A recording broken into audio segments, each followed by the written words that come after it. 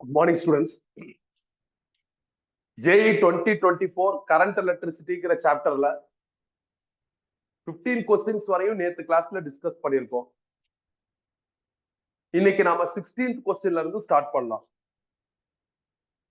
A wire of resistance R and radius small r is stretched till its radius become r by 2. If new resistance of this stretched wire is xr, then value of x is.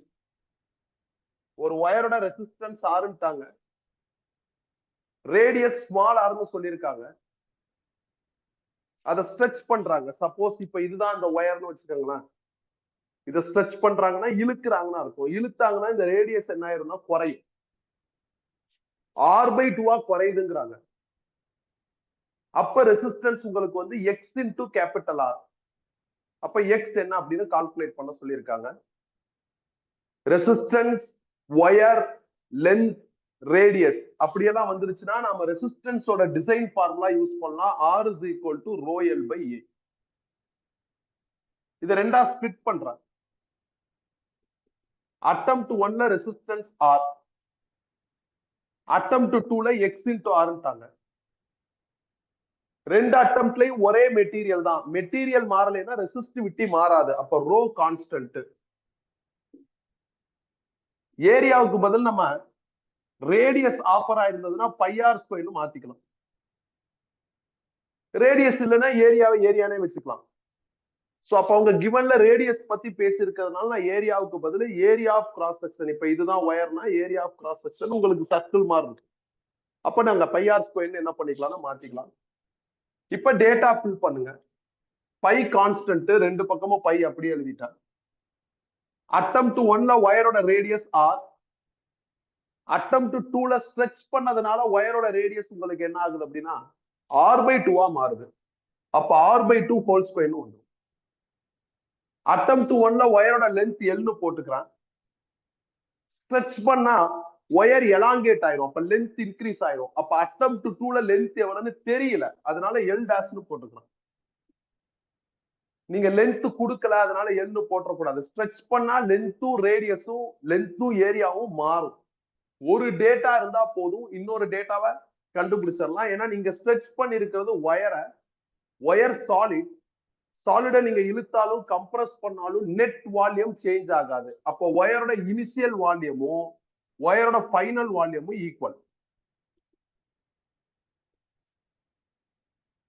வால்யூமோட formula area into length. ஏரியாவுக்கு பதில் நீங்க pi R ஸ்கொயர்னு மாத்திக்கலாம். Pi constant, attempt 1 that is இனிஷியலா radius R, length L. Attempt 2 அதுல pi constant, radius R by 2னு மாறிடுச்சு, length L dash. Pi cancel ஆயிரும், ஆர் ஸ்கொயர் கேன்சல் ஆயிரும். அப்ப L is equal to L dash by 4னு வரும். இதுல இருந்து ஃபைனல் லென்த் ஆர் ஸ்ட்ரெச் பண்ணதுக்கு அப்புறம் வர லென்த் வந்து இனிஷியல் லென்த் மாதிரி 4 டைம்ஸ் தான். இது அப்படியே இங்க ஃபில் பண்ணுங்க. அப்ப எக்ஸ் இன்டு ஆருக்கு பதில் இதை ஃபில் பண்ற rho L divided by pi R square is equal to rho L டாஷுக்கு பதில் 4L போட்ட டிவைடட் பை பை. இதை ஸ்கொயர் பண்ணா ஆர் ஸ்கொயர் பை 4னு வரும், அதை மேல கொண்டு போயிட்டேன். இப்ப rho L pi R square ரெண்டு எண்ட்லையும் கேன்சல் ஆயிரும். அப்ப எக்ஸ் வில் பிகம் 60. இது ரொம்ப சிம்பிள் ப்ராப்ளம் தான்ப்பா. இந்த ஸ்டைல் ப்ராப்ளம் நான் உங்களுக்கு என்ன பண்ணிருக்கேன்னா ரெகுலர் கிளாஸ் நோட்ஸ்லயே நடத்தியிருக்கேன். க்ளூ இதான். ஸ்ட்ரெச் பண்றாங்க, எலாங்கேட் பண்றாங்க அப்படின்னு சொல்லிட்டாங்கன்னா radius R length or area, இந்த மூணுல ஏதாவது ஒரு டேட்டா இருக்கும். இன்னொரு டேட்டாவை இனிஷியல் வால்யூமும் ஃபைனல் வால்யூமும் ஈக்குவல் அப்படிங்கிற இந்த கீ பாயிண்ட்டை வச்சு நீங்க சால்வ் பண்ணுங்க. முடிச்சாச்சு. 16 ஓவர். அடுத்து question number 17.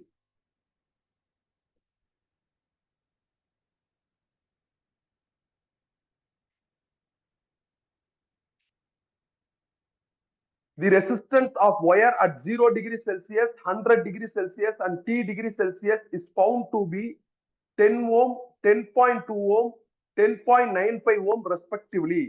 The temperature T in Kelvin scale is அப்படின்னு கேட்டிருக்காங்க. இந்த கொஸ்டின்ல ரெசிஸ்டன்ஸ் அட் 0 டிகிரி செல்சியஸ்ங்கிற ஒரு வார்த்தை வந்துருச்சு. அதோட வேல்யூவும் கொடுத்துருக்காங்க. அப்படின்னா நீங்க இந்த ஃபார்முலா யூஸ் பண்ணும். RT is equal to R0 into 1 plus alpha into T. இதுல R0ங்கிறது ரெசிஸ்டன்ஸ் at 0 டிகிரி செல்சியஸ். கொஸ்டின்ல ரெசிஸ்டன்ஸ் at 0 டிகிரி செல்சியஸ் 10 ஓம்ங்கிறாங்க. ஆல்பா ரீடைனர் ரெசிஸ்டன்ஸ் அட் 100 டிகிரி செல்சியஸ் கொடுத்துருக்காங்க. எவ்வளவு சொல்லியிருக்காங்க அப்படின்னா 10.2 ஓம்னு சொல்லியிருக்காங்க. அப்ப டெம்பரேச்சருக்கு பதிலா 100 போட்டுறலாம். இதை டிவைட் பண்ணுங்க. 10.2 by 10 is equal to 1 plus alpha into 100. 1 இங்கிட்டு கொண்டு வாங்க. 10.2 by 10 minus 1 is equal to alpha into 100 வந்துடும். கிராஸ் பண்ணா 0.2 divided by 10 is equal to alpha into 100 வந்துடும். இதுல இருந்து ஆல்பா கண்டுபிடிச்சா 0.2 divided by 10 power 3 அப்படின்னு வந்துடும். இல்லைன்னா 0.2 divided by 1000 எழுதலாம். இது ஆல்பா. பட் டிமாண்ட் வந்து ஆல்பா கிடையாது. Resistance at T degree Celsius கேட்டிருக்காங்க. அதுக்கு நான் இதே ஃபார்முலாவை திருப்பி யூஸ் பண்றேன். அப்ப resistance at T degree Celsius is equal to இங்க R0ங்கிறது resistance at 0 degree Celsius which is 10 ohm. 1 plus alpha என்ன அப்படின்னா 0.2 divided by 0.03 sorry 0.2 divided by 10 power 3.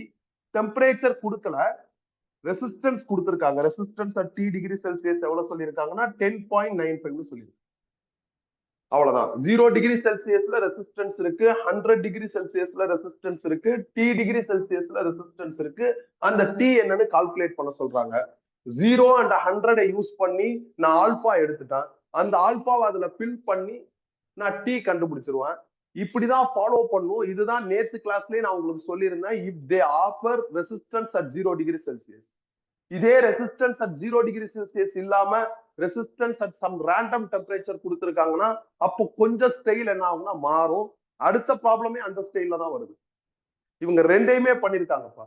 ஒரு குழப்பத்தை தான் உண்டு பண்ணிருக்காங்க இந்த ரெசிஸ்டன்ஸ் வெர்சஸ் டெம்பரேச்சர்ல. அப்ப இந்த 2024 செக் பண்ண வரையும் எனக்கு என்ன ஐடியா கிடைச்சிருக்கு அப்படின்னா 0 டிகிரி செல்சியஸ் ரெசிஸ்டன்ஸ் சொன்னா இந்த ஸ்டைல் போயிடும். இந்த R0 வந்து 0 டிகிரி செல்சியஸ் ரெசிஸ்டன்ஸ் கிடையாது, ஒரு 30 degree Celsius resistance, 40 degree Celsius resistance அந்த மாதிரி சொன்னாங்க அப்படின்னா இப்ப அடுத்த ப்ராப்ளம் சால்வ் பண்ணி காமிக்கிறேன். அந்த மாதிரி பண்ணி இப்ப இதை சால்வ் பண்ணுங்க. 10 கீழே கொண்டு வந்துருங்க. அப்ப 10.95 by 10 is equal to 1 plus 0.2 divided by 10 power 3 into T. இதை இங்கிட்டு கொண்டு வந்து மைனஸ் பண்ணா 0.95 divided by 10 is equal to 0.2 into T divided by 10 power 3 வரும். 10 power 3 கேன்சல் பண்ணிக்கலாம். கிராஸ் பண்ணி ஆன்சர் எடுத்துக்கலாம். T கிடைச்சிரும். எனக்கு T எவ்வளவு வருது அப்படின்னா 475 டிகிரி செல்சியஸ்னு வரும். இந்த டைட்டில பொறுத்தவரையும் நீங்க டெம்பரேச்சரை டிகிரி செல்சியஸுக்கு மாத்தணும். பட் அவங்க வந்து கெல்வின் ஸ்கேல்ல கேட்டிருக்காங்க. நீ டிகிரி செல்சியஸுக்கு கண்டுபிடிச்சிட்டு கெல்வினுக்கு மாத்தணும். நீ உள்ளே எங்கேயும் கெல்வினுக்கு போடாத, அது தப்பாயிரும். நீ செல்சியஸ்ல கண்டுபிடி. ரெசிஸ்டன்ஸ் வெர்சஸ் டெம்பரேச்சர்ங்கிற டைட்டில்ல டெம்பரேச்சரை செல்சியஸ்ல தான் மெயின்டைன் பண்ணும். After getting Celsius result if you want you can convert into Kelvin as per question demand. இதான் பிளான். முடிச்சாச்சு. 17 ஓவர். அடுத்து 18 பாருங்க.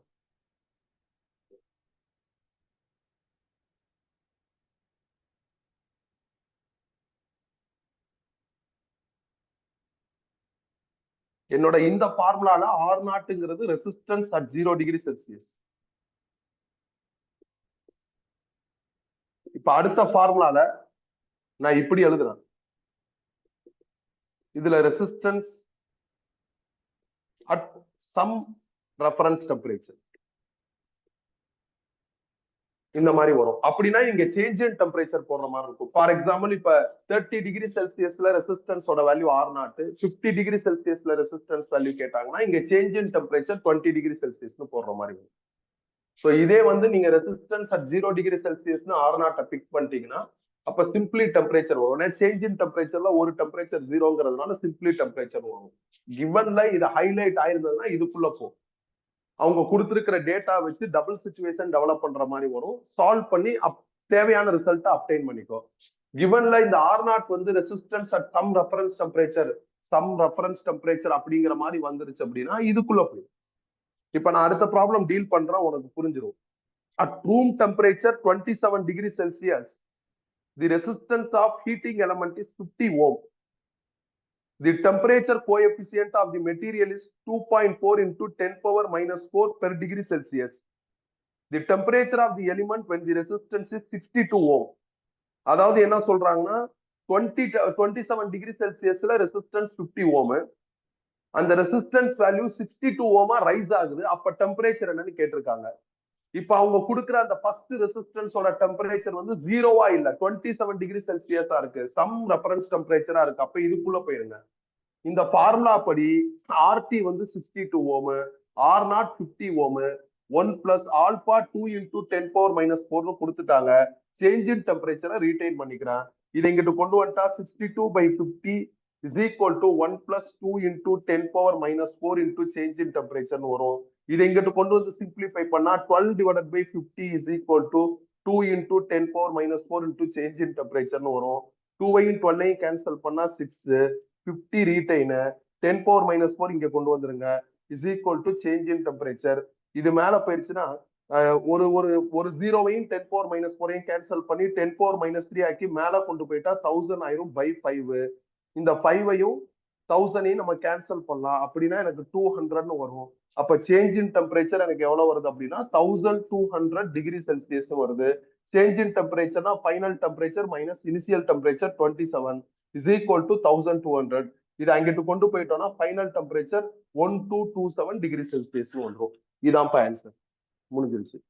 நான் ஏதோ ஒரு சின்ன தப்பு பண்றேன், என்னன்னு தெரியலையே.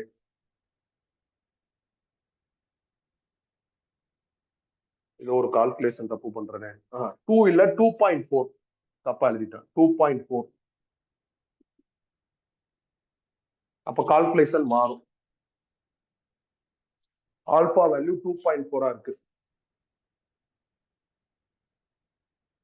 கால்குலேஷன் மாறும். சாரிப்பா. சால்வ் பண்ணுவோம். அப்ப 62/50 மைனஸ் 1ன்னு போட்டோம்னா 12/15 வந்துடும். Is equal to 2.4 into 10 power minus 4 into change in temperature. Change in temperature கண்டுபிடிச்சா 12/50 இன்டூ 2.4 இன்டூ 10 பவர் மைனஸ் 4ன்னு வந்துடும். இதை ஃபர்தரா சிம்பிளிஃபை பண்ணா 1000 வரும். சேஞ்ச் இன் டெம்பரேச்சர்ங்கிறது final temperature minus initial temperature. Final temperature கண்டுபிடிச்சா 1227 டிகிரி செல்சியஸ் வரும். லாஜிக் தான். ஆர் நாட் வந்து ரெசிஸ்டன்ஸ் அட் 0 டிகிரி செல்சியஸ்னு போயிட்டா இதுக்குள்ள போ டபுள் சிச்சுவேஷன் ப்ராப்ளமா மாறும். ஆர் நாட் வந்து ரெசிஸ்டன்ஸ் அட் சம் அதர் டெம்பரேச்சர்னு சொல்லிட்டாங்கன்னா இதுக்குள்ள போ மோஸ்ட்லி சிங்கிள் சிச்சுவேஷனா தான் இருக்கும். அந்த மாதிரிதான் வரும். இப்ப நம்ம போன கிளாஸ்லயே ஒரு 2 ப்ராப்ளம் பார்த்தோம். இப்போ ஒரு 2 ப்ராப்ளம்ட்டு ஓரளவுக்கு இந்த க்ளூ என்ன ஆகுதுன்னா சக்சஸ் ஜெனரேட் பண்றதுக்கு சப்போர்ட் பண்ற மாதிரி இருக்கு. ஏன்னா அவங்க எந்த புக்ல இருக்கிற ஃபார்முலாவை யூஸ் பண்ணி ப்ராப்ளம் டீல் பண்றாங்கன்னு நம்மளால கிளியரா கண்டுபிடிக்க முடியல. என்சிஆர்டியா இல்ல நல்ல ஸ்டாண்டர்ட் புக்கா அப்படின்னு தெரியல. இது என்சிஆர்டி ஸ்டைலு, இது நல்ல book standard book style. Rule படி ஆர் நாட்டுங்கிறது ரெசிஸ்டன்ஸ் அட் 0 டிகிரி செல்சியஸா தான் இருக்கணும். நான் எக்ஸாமின் பண்ண வரையும் அப்படிதான். பட் அதையும் யூஸ் பண்றாங்க, இதையும் யூஸ் பண்றாங்க, கிளாரிட்டி கொடுக்க மாட்டேங்கிறாங்க. அப்ப எக்ஸாம் ஹால்ல உனக்கு ஒரு குழப்பம் வரும். இப்ப நான் சொன்ன க்ளூவை வச்சுக்கிட்டு நீ டீல் பண்ண அந்த குழப்பம் ஓரளவுக்கு என்ன ஆயிரும்னா ரெக்டிஃபை ஆயிரும். ஸோ 18th கொஸ்டினுக்கு ஆன்சர் முடிச்சாச்சு. அடுத்து 19.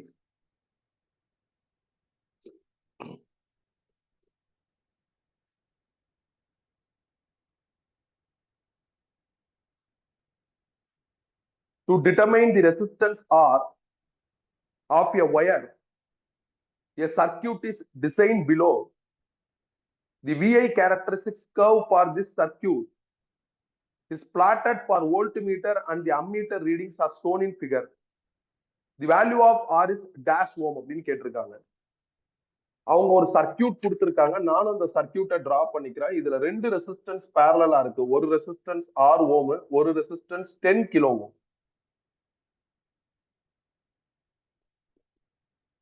இது இல்லாம இந்த சர்க்கியூட்ல ஒரு அம்மீட்டர் கனெக்ட் ஆயிருக்கு. அம்மீட்டர் வந்து உங்களுக்கு மில்லி அம்மீட்டரா இருக்கு. ஒரு வோல்ட் மீட்டர் கனெக்ட் ஆயிருக்கு. வோல்ட் மீட்டர் நார்மல் வோல்ட் மீட்டரா தான் இருக்கு.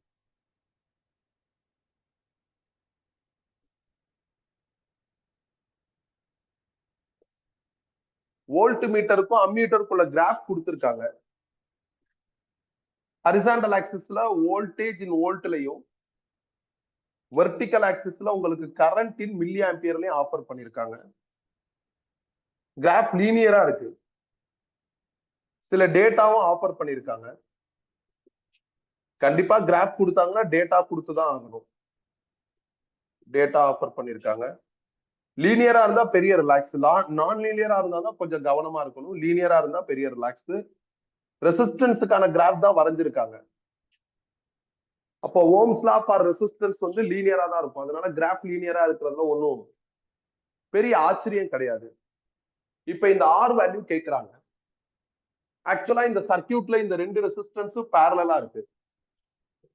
ரெண்டு ரெசிஸ்டன்ஸ பேரலல் பண்ணா ஈக்குவலன்ட் ரெசிஸ்டன்ஸ் கிடைச்சிரும். ரெண்டு ரெசிஸ்டன்ஸ பேரலல் பண்றதுக்கான formula R1 into R2 by R1 plus R2. ஆக்சுவலா 1 by RP is equal to 1 by R1 plus 1 by R2. அதை ரீமாடிஃபை பண்ணி சிம்பிளிஃபை பண்ணா இந்த ரிசல்ட் வந்துடும். R1க்கு பதில் R, R2க்கு பதில் 10 கிலோ ஓம். 10 கிலோ ஓம்னா 10 power 4 ஓம். R1க்கு பதில் R, R2க்கு பதில் 10 கிலோ ஓம் எழுதியாச்சு. இது சர்க்கியூட் படி எனக்கு கிடைச்சிருக்கிற ஈக்குவலன்ட் ரெசிஸ்டன்ஸ். இப்ப இது ரெண்டையும் சிம்பிளிஃபை பண்ணா ஒரே ஒரு ரெசிஸ்டன்ஸ் தான் மாறுது, which is R equivalent.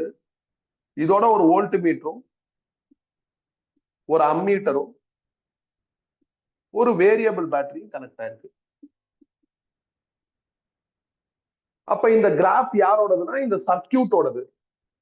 சர்க்கியூட்ல இருக்கிற இந்த ரெசிஸ்டன்ஸுக்கும் இந்த ரெசிஸ்டன்ஸோட வோல்டேஜுக்கும் இந்த ரெசிஸ்டன்ஸ்ல ஃப்ளோ ஆகிற கரண்ட்டுக்கும் தான் கிராஃப் வரைஞ்சிருக்காங்க. அப்ப இந்த கிராஃப்ல இருந்து நாம இந்த ரெசிஸ்டன்ஸை கால்குலேட் பண்ணலாம். இது அடுத்த ஸ்டேஜ். நீ வந்து குழம்பிடக்கூடாது. ரெண்டு ரெசிஸ்டன்ஸே சால்வ் பண்ணி சிங்கிள் ரெசிஸ்டன்ஸா மாத்திரு. அந்த சிங்கிள் ரெசிஸ்டன்ஸோட வோல்டேஜுக்கும் அந்த சிங்கிள் ரெசிஸ்டன்ஸ் வழியா ஃப்ளோ ஆகிற கரண்ட்டுக்கும் தான் கிராஃப் வரைஞ்சிருக்காங்க. அப்ப graph drawn for R equivalent of the circuit. சர்க்கியூட்டுக்கு தான் கிராஃப் வரைஞ்சிருக்காங்க. சர்க்கியூட்ல இருக்கிற ரெசிஸ்டன்ஸ் ஈக்குவலன்ட் ரெசிஸ்டன்ஸ். அப்ப இந்த கிராஃப்ல இருந்து நீங்க என்ன பண்ணலாம்னா ஆர் ஈக்குவலன்ட் கண்டுபிடிச்சிடலாம். ரெசிஸ்டன்ஸோட ஃபார்முலா வோல்டேஜ் பை கரண்ட். நீ ஏதாவது ஒரு ரேஞ்ச் எடு. இப்ப ரேஞ்ச் பாருங்களா 6 to 8னா 2 வரும். அதுல ரேஞ்ச் பாருங்களா 3 to 4 கரண்ட்டுக்கு வந்து 1 மில்லி ஆம்பியர்னு வருது. இந்த மாதிரி ரேஞ்ச் நீங்க எடுக்கலாம். அதாவது இந்த ரேஞ்ச் எடுக்கலாம், இந்த ரேஞ்ச் எடுக்கலாம், இந்த ரேஞ்ச் எடுக்கலாம், எந்த ரேஞ்ச் வேணாலும் எடுக்கலாம். நீ இந்த ரேஞ்ச் வோல்டேஜ்ல எடுத்தேன்னா அதே ரேஞ்ச்ல கரண்ட் எடுக்கணும். இல்லையா இப்படி பண்ணலாம். இருக்கிறதுல எக்ஸ்ட்ரீம் டேட்டா நீங்க எடுக்கலாம். ரேஞ்ச் எடுக்கலன்னா எக்ஸ்ட்ரீம் டேட்டா எடுக்கலாம். எக்ஸ்ட்ரீம் டேட்டா வோல்டேஜ்ல 8, கரண்ட்ல 4 மில்லி ஆம்பியர். நீ ரேஞ்ச் எடுத்து டீல் பண்ணாலும் எக்ஸ்ட்ரீம் டேட்டா எடுத்து டீல் பண்ணாலும் நடுவுல இருக்கிற டேட்டா எடுத்து டீல் பண்ணாலும் அதே தான் வரும். இப்ப நீங்க வோல்டேஜ் 6ன்னு எடுக்கிறீங்க, கரண்ட் அதுக்கு ப்ரொபோர்ஷனேட்டா 3 மில்லி ஆம்பியர். எப்படி பார்த்தாலும் உனக்கு ஒரே ஆன்சர் தான் வரும். இப் கிராஃப் இஸ் லீனியர்னா, அதனாலதான் நான் சொன்னேன் லீனியர்ங்கிற கிராஃப்னா கொஞ்சம் ரிலாக்ஸ் ஆயிக்கலாம். இதே நான் லீனியர்னா நீ இந்த மாதிரி ரேஞ்ச் எடுத்து தான் பண்ணணும். லீனியர்னா தாராளமா இப்படி பண்ணிக்கலாம். இப்ப சால்வ் பண்ணா எனக்கு எவ்வளவு வருதுன்னா 2 into 10 power 3 ஓம்னு வருது. இந்த ஆர் ஈக்குவலன்ட்டை இங்க ரீப்ளேஸ் பண்ணுங்க. அப்ப 2 into 10 power 3 ohm is equal to R into 10 power 4 divided by R plus 10 power 4 எழுதலாம். 10 power 3 யும் 10 power 4 கேன்சல் ஆயிரும். இந்த 2ஐயும் 10ஐயும் கேன்சல் பண்ணா 5 ஆயிரும். கிராஸ் பண்ணா R plus 10 power 4 is equal to 5Rன்னு வரும். இது அங்கிட்டு கொண்டு போயிட்டா 4R is equal to 10 power 4ன்னு வரும். இதுல இருந்து R கண்டுபிடிச்சா 10 power 4 by 4ன்னு வந்துரும். அதை 10 into 10 power 3 by 4ன்னு எழுதலாம். 10ஐயும் 4ஐயும் டிவைட் பண்ணா 2.5 into 10 power 3 ஓம்னு வரும். which means 2500 ஓம்னு எழுதலாம். இதான்ப்பா இந்த கொஸ்டினுக்கான answer. The final value R in ohm கேட்டிருக்காங்க. ஓம் கண்டுபிடிச்சிட்டான். கிராஃப் லீனியரா இருக்கிறதுனால நீ ரேஞ்ச் ஸ்டைலும் பண்ணலாம், இண்டிவிஜுவல் ஸ்டைலும் பண்ணலாம். எப்படி பண்ணாலும் ஒரே ஆன்சர் தான் வரும். மாறி வர்றதுக்கு வாய்ப்பே கிடையாது. ஸோ 19 வந்து ஓவர், முடிச்சாச்சு. பார்த்த 4 ப்ராப்ளமும் ட்ரிக்கியா இல்ல, ஏதாவது யோசிக்கணும், யோசிச்சாதான் பண்ண முடியும் அப்படிங்கிற மாதிரிலாம் இல்ல, கேஷுவலா இருக்கு. இந்த ப்ராப்ளம் வேணா ஒரு தடவை கொஞ்சம் யோசிக்கணும். ஏன்னா நம்ம அவசரப்பட்டா தப்பா பண்ணிடுவோம். இந்த கிராஃப் ப்ராப்ளம்ங்கிறதுனால கொஞ்சம் நிறுத்தி நிதானமா பண்ணணும். கிராஃப் யாருக்கு வரைஞ்சிருக்காங்க அப்படிங்கிறதையும் கேர்ஃபுல்லா என்ன பண்ணா ரெகக்னைஸ் பண்ணும். அடுத்து question number 20. The current in a conductor is expressed as I is equal to 3t squared plus 4t cube, where I in ampere and t in seconds. The amount of electric charge that flows through the section of conductor during t is equal to 1 seconds to t is equal to 2 seconds is dash coulomb. Current ஒரு ஈக்குவேஷனா கொடுத்துட்டு ஒரு செட்டைன் டைம்ன்றவல்ல அந்த wire வழியா எவ்வளவு charge flow ஆகும்னு கேட்டிருக்காங்க. எப்ப current ஈக்குவேஷனா இருக்கோ அப்ப கரண்டோட இந்த ஐ இந்த சிம்பிளுக்கு ரீப்ளேஸ்மெண்டா நீங்க டெஃபினிஷன் ஃபார்முலா தான் யூஸ் பண்ணும். இதே கரண்ட் வந்து 2 ஆம்பியர் 3 ஆம்பியர்னு ஒரு நம்பரா இருந்ததுன்னா அப்ப நீங்க சிம்பிள் ஃபார்முலா Q/T யூஸ் பண்ணிக்கலாம். ஈக்குவேஷனா இருந்ததுன்னா கண்டிப்பா நீங்க என்ன பண்ணும், டெஃபினிஷன் ஃபார்முலா தான் யூஸ் பண்ணும்.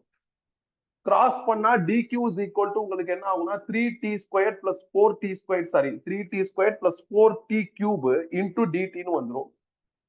ரெண்டு பக்கமும் இன்டகிரேட் பண்ணும். dq வை இன்டகிரேட் பண்ணா சார்ஜ் q கிடைச்சிரும். dt இருக்கிறதுனால டைம் லிமிட் போடணும். அவங்க தெளிவா சொல்லியிருக்காங்க, initial time 1 second, final time 2 செகண்ட்ஸ்னு சொல்லிட்டாங்க. இப்ப இன்டகிரேட் பண்ணுங்க. 3t² இன்டகிரேட் பண்ணா 3t³ ன்னு வந்துரும். 4t³ இன்டகிரேட் பண்ணா 4t⁴/4 வந்துரும். லிமிட் என்ன அப்படின்னா 1 to 2. 3 cancel, 4 cancel. Upper limit apply பண்ணுங்க. ஒரு பிராக்கெட் ஓபன் பண்ணியாச்சு, அப்பர் லிமிட். அப்ப t க்கு பதில் 2 போட்டா 2³ 8 பிளஸ் t க்கு பதில் 2 போட்டா 2⁴4 16 வந்துரும். மைனஸ் லோவர் லிமிட் அப்ளை பண்ணுங்க. t க்கு பதில் 1 போட்டா 1³ 1 பிளஸ் t க்கு பதில் 1 போட்டா 1⁴4 1ன்னு வந்துரும். க்ளோஸ். 8 பிளஸ் 16 என்ன ஆயிரும்னா 24 மைனஸ் 2 என்ன ஆயிரும்னா 22 கூலும்னு வந்துரும். சார்ஜ் இன் கூலும் தான் கேட்டிருக்காங்க. சோ சார்ஜ் இன் கூலும் நான் கண்டுபிடிச்சிட்டேன், 22 கூலும்னு வருது. சோ இந்த கொஸ்டின் சிம்பிள் கொஸ்டின் தான். 20 சிம்பிள் தான். 21 இம்பார்ட்டன்ட் போட்டுக்கலாம்ப்பா. 21 உள்ள கெப்பாசிட்டர் வருது. நம்ம இந்த ஸ்டைல் பார்த்திருக்கோம். இருந்தாலும் கெப்பாசிட்டர் வச்சு வர ஒரு ப்ராப்ளமும் நம்மளுக்கு ஒரு எக்ஸ்பீரியன்ஸ் தான். ரெசிஸ்டன்ஸும் கெப்பாசிட்டரும் சப்புல்டா வர்றது எல்லாமே நம்மளுக்கு ஒரு அனுபவம் தான். ஸோ ஒரே மாதிரி இருக்கிறது இல்ல, சின்ன சின்ன வேரியேஷன் வரும். நெட்வொர்க் சால்விங்ல நம்மளுக்கு எபிலிட்டி இருக்கணும். சால்வ் பண்ற அந்த எபிலிட்டி இருந்தா ஈஸியா பண்ணலாம். In the given circuit, sorry, in the given figure, the charge stored in 6 microfarad capacitor when points A and B are joined by connecting wire is dash microcoulomb. அதாவது இந்த மாதிரி ஒரு சர்க்கியூட் கொடுத்திருக்காங்க. நான் சர்க்கியூட்டை ஃபர்ஸ்ட் டிரா பண்ணிக்கிறேன். இது ஒரு resistance 6 ஓம், அப்புறம் ஒரு 3 மைக்ரோஃபாரட் கெப்பாசிட்டர் இருக்கு. இந்த பக்கம் எனக்கு ஒரு 6 மைக்ரோஃபாரட் கெப்பாசிட்டர் இருக்கு. அப்புறம் ஒரு 3 ஓம் ரெசிஸ்டன்ஸ் இருக்கு. கீழே கிரவுண்ட் ஆயிருக்கு. இந்த இடத்துல 9 வோல்ட் பேட்டரி கொடுத்திருக்காங்க. இதுக்கு என்ன அர்த்தம்னா இப்படி ஒரு பேட்டரி கனெக்ட் ஆயிருக்குன்னு அர்த்தம். இதான் சர்க்கியூட்டோட அப்பியரன்ஸ். அவங்க பேட்டரியை டீடைல்டா டிரா பண்ணாம சுருக்கமா டிரா பண்ணிடுறாங்க. அப்படி சுருக்கமா டிரா பண்ணிட்டாங்கன்னா நீ இப்படி இருக்கிறதா இமேஜின் பண்ணிக்கணும். ஒண்ணு, இப்ப பேட்டரி அப்பியரன்ஸ் அழிச்சிடறான். அவங்க கொடுத்திருக்கிற மாதிரியே வச்சிருக்காங்க. இந்த கெப்பாசிட்டர்ல ஸ்டோர் ஆயிருக்கிற சார்ஜ் எவ்வளவுன்னு கேட்டிருக்காங்க. அண்ட் ஆல்சோ இந்த பாயிண்ட் கொஸ்டின்ல எவ்வளவு இருக்குன்னா ஏன்னு, சரி கொஸ்டின்ல இந்த பாயிண்ட் ஏ இந்த பாயிண்ட் பின்னு இருக்கு. இந்த ரெண்டு பாயிண்ட்டும் ஷார்ட் ஆயிடுச்சுட்டாங்க, ஷார்ட் சர்க்கியூட் ஆயிருக்குன்னு சொல்லியிருக்காங்க. அவங்க கொஸ்டின்ல A and B are join by conducting ஒயர்னு சொல்லியிருக்காங்க. அவங்க சொன்ன மாதிரி நான் கண்டக்டிங் ஒயர் போட்டேன். இப்ப நான் சர்க்கியூட்டை சால்வ் பண்ணணும். நம்மளுக்கு நல்லா தெரியும், when you connect battery, capacitor charge தான் ஸ்டோர் பண்ணும். கெப்பாசிட்டர் வழியா எந்த கரண்ட்டும் ஃப்ளோ ஆகாது. கரண்ட் எலக்ட்ரிசிட்டில கரண்டே ஃப்ளோ ஆகாத எலிமெண்ட் இருந்ததுன்னா அதை நம்ம தடையுமே தெரியாம அழிச்சிடலாம். அப்ப அழிச்சிட்டு நான் என்ன பண்றேன் அப்படின்னா சர்க்கியூட் வரைய போறேன். அழிச்சிட்டு வரைஞ்சா எப்படி இருக்குன்னு பாருங்க.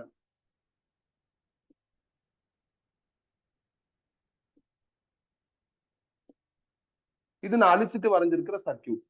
அதாவது இங்க இருந்த 6 மைக்ரோஃபாரட் கெப்பாசிட்டரையும் அழிச்சிட்டேன், இங்க இருந்த 3 மைக்ரோஃபாரட் கெப்பாசிட்டரையும் அழிச்சிட்டேன். சின்ஸ் எனக்கு என்ன ஆகாதுன்னா கெப்பாசிட்டர் வழியா கரண்ட் ஃப்ளோ ஆகாது, சார்ஜ் ஸ்டோர் ஆகும், கரண்ட் ஃப்ளோ ஆகாது. நீங்க தொட்டா உங்களுக்கு எலக்ட்ரிக் ஷாக் அடிக்காது. இதுதான் how the capacitor will store சார்ஜ்ங்கிற டைட்டில்ல எலக்ட்ரோஸ்டாட்டிக்ஸ் கீழே நான் நடத்துனது. அதனால கரண்ட் ஃப்ளோ ஆகாத எலிமெண்ட்ஸ் எல்லாத்தையும் நாம என்ன பண்ணிடலாம்னா எரேஸ் பண்ணிடலாம். அந்த ஸ்டைல நான் தூக்கிட்டேன், தடையுமே தெரியாம அழிச்சிட்டேன். இப்ப யோசிச்சு பாருங்களா, இது ஒரு சாதாரண சீரிஸ் சர்க்கியூட். நீங்க பேட்டரியை ஃபுல்லா கனெக்ட் பண்ணி பாருங்க. நான் திருப்பி கனெக்ட் பண்ணி காமிக்கிறேன். பேட்டரியை ஃபுல்லா கனெக்ட் பண்ணி பாருங்க. இது 9 வோல்ட், இது இங்க கிரவுண்டோட கனெக்ட் ஆயிடுச்சு. இதான் சர்க்கியூட் டயக்ராம். பாருங்க, சீரிஸ் சர்க்கியூட்டா தானே இருக்கு. ஸோ இது ஃபுல்லா series circuit. So sometimes ground battery simple இதெல்லாம் ப்ராப்பரா இல்லைன்னா நீங்க என்ன பண்ணிக்கலாம், வேணும்னா இப்படி வரைஞ்சுக்கலாம், இல்லைன்னா அவங்க அவங்க சொன்ன மாதிரியே வரைஞ்சுக்கலாம். நம்மளுக்கு டைம் வேஸ்ட் ஆகுது இந்த மாதிரி வரைகிறதெல்லாம் அப்படின்னா அவங்க சொன்ன மாதிரியே வரைஞ்சுக்கிட்டு புரிஞ்சுக்கலாம், எல்லாம் ஒண்ணுதான். ஸோ கிரவுண்ட் பண்ணிட்டார். இது 9 வோல்ட் பேட்டரி. இப்ப கரண்ட் கண்டுபிடிக்கணும். சீரிஸ் சர்க்கியூட்ல ஈஸியா கரண்ட் கண்டுபிடிச்சிடலாம். கரண்டோட formula battery by resistance. Battery 9 volt, resistance 3 ohm. Sorry 6 + 3 9 ohm. ரெண்டு சீரிஸ்ல இருக்கு, ஆட் பண்ணிட்டா சால்வ் பண்ணா 1 ஆம்பியர்னு வரும். அப்ப இந்த 6 ஓம்ல ஃப்ளோ ஆகுற கரண்ட் 1 ஆம்பியர், இந்த 3 ஓம்ல ஃப்ளோ ஆகுற கரண்ட் 1 ஆம்பியர். இப்ப இதை வச்சு நான் என்ன பண்றேன்னா இந்த இந்த வோல்டேஜ் கண்டுபிடிக்கிறேன். வோல்டேஜ் அக்ராஸ் 6 ஓம் ரெசிஸ்டார் கண்டுபிடிக்கிறேன். அப்போ வோல்டேஜ் அக்ராஸ் 6 ஓம் ரெசிஸ்டார் கரண்ட் இன்டு ரெசிஸ்டன்ஸ் 1 × 6 என்ன ஆகும்னா 6 வோல்ட். அப்ப இந்த இடத்துல உங்களுக்கு 6 வோல்ட் இருக்கு, இங்க எவ்வளவு இருக்குன்னா 9 வோல்ட் இருக்கு. இந்த இடத்துல 9 வோல்ட் வருது. 9 வோல்ட்ல 6 வோல்ட் உங்களுக்கு என்ன ஆயிடுச்சுன்னா ரெசிஸ்டாருக்கு போயிடுச்சுன்னா ரிமைனிங் 3 வோல்ட் தான் இங்க இருக்கு. அதாவது இந்த வோல்டேஜுக்கு இன்னொரு பேர் பொட்டன்சியல் டிஃபரன்ஸ். பொட்டன்சியல் டிஃபரன்ஸ் எவ்வளவு வரும்னா 6. இந்த 9 தான் இங்க வரும். 9 - 3 என்ன ஆயிரும்னா 6 வந்துடும். அப்ப 6ன்னு இது தெரிஞ்சுன்னா அதை வச்சு இது 3 நாம என்ன பண்ணிடலாம், ரெகக்னைஸ் பண்ணிடலாம். இது ஷார்ட். அப்ப இங்க 3 வோல்ட் இருந்தா இங்கேயும் 3 வோல்ட் தான் இருக்கும். அதே மாதிரி இந்த இடத்துல என்ன ஆகுதுன்னா 9 வோல்ட் வருது. இப்படி எல்லா பாயிண்ட்ஸ்லயும் நீங்க என்ன பண்ணலாம்னா வோல்டேஜ் கண்டுபிடிக்கணும். இப்ப நான் இந்த பாயிண்ட்டுக்கும் இந்த பாயிண்ட்டுக்கும் அக்ராஸா உள்ள வோல்டேஜ் கண்டுபிடிச்சிருக்கேன். என்ன காரணம்னா இந்த ரெண்டு பாயிண்ட்டுக்கு அக்ராஸா தான் கெபாசிட்டர் 6 மைக்ரோஃபாரட் கனெக்ட் ஆயிருக்கு. 6 மைக்ரோஃபாரட்ல கனெக்ட் ஆயிருக்கிற சார்ஜ் தான் கேட்டிருக்காங்க. கெபாசிட்டரோட டெஃபினிஷன் ஃபார்முலா என்ன அப்படின்னா C = Q/V. இதுல இருந்து Q கண்டுபிடிச்சா CV-ன்னு வரும். C 6 மைக்ரோஃபாரட், V வேணும். இப்பதான் நம்ம ரெகக்னைஸ் பண்ணோம், இங்க 9 வோல்ட் இருக்கு, இந்த இடத்துல எவ்வளவு இருக்கு அப்படின்னா 3 வோல்ட் இருக்கு. பொட்டன்சியல் டிஃபரன்ஸ் வேணும். அப்ப 9 - 3 என்னன்னா 6 வோல்ட். அப்ப 6ன்னு போட்டேன். அப்ப 6 × 6 36. சியோட வேல்யூ மைக்ரோஃபாரட்ல போட்டிருக்கிறதுனால சார்ஜும் எனக்கு மைக்ரோ கூலும்ல வரும். அவ்வளவுதான். இல்லைன்னா நீ இப்படி யோசிக்கலாம், இதுவும் பேரலா இருக்கு, அப்ப இங்க 6 வோல்ட்னா இதுலயே 6 வோல்ட் வரும்னு ஸ்ட்ரைட்டா கூட யோசிக்கலாம். நான் கொஞ்சம் டீடைல்டா சொல்லியிருக்கேன், அப்படியும் போலாம். இல்லைன்னா இந்த ஆமும் பேரலா இருக்கு, அப்ப இங்க 6 வோல்ட்னா அங்கேயும் 6 வோல்ட் அப்படிங்கிற மாதிரி நீ யோசிச்சு பண்ணலாம். அவ்வளவுதான், கவனமா இருக்கும். 21 ஓவர். அடுத்து 22.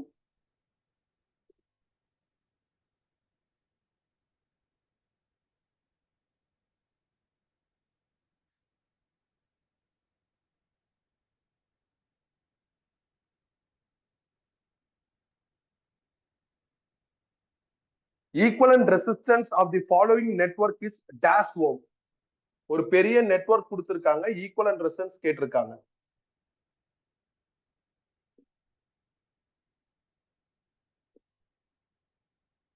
அவங்க எல்லா ரெசிஸ்டன்ஸுக்கும் நேம்லாம் கொடுத்திருக்காங்க, நான் நேம் டிரா பண்ணல. எல்லா ரெசிஸ்டன்ஸ் வேல்யூ ஓம் வேல்யூல இருக்கு, நான் வெறும் நம்பர் மட்டும் போட்டுக்கிறேன். 6 ஓம், 2 ஓம், 2 ஓம், 2 ஓம், 3 ஓம், 3 ஓம். இது வந்து பாயிண்ட் A, பாயிண்ட் B. அப்புறம் இங்க ஒரு ஷார்ட் சர்க்கியூட் நடந்திருக்கு. பொதுவா ஷார்ட் சர்க்கியூட் நடந்துச்சுன்னா அதுல ஃப்ளோ ஆகுற கரண்ட் வந்து இன்ஃபினிட்டி. ஏன்னா கரண்டோட formula voltage by resistance. Short சர்க்கியூட்னா வெறும் வயரோட ரெசிஸ்டன்ஸ் ஆல்மோஸ்ட் 0.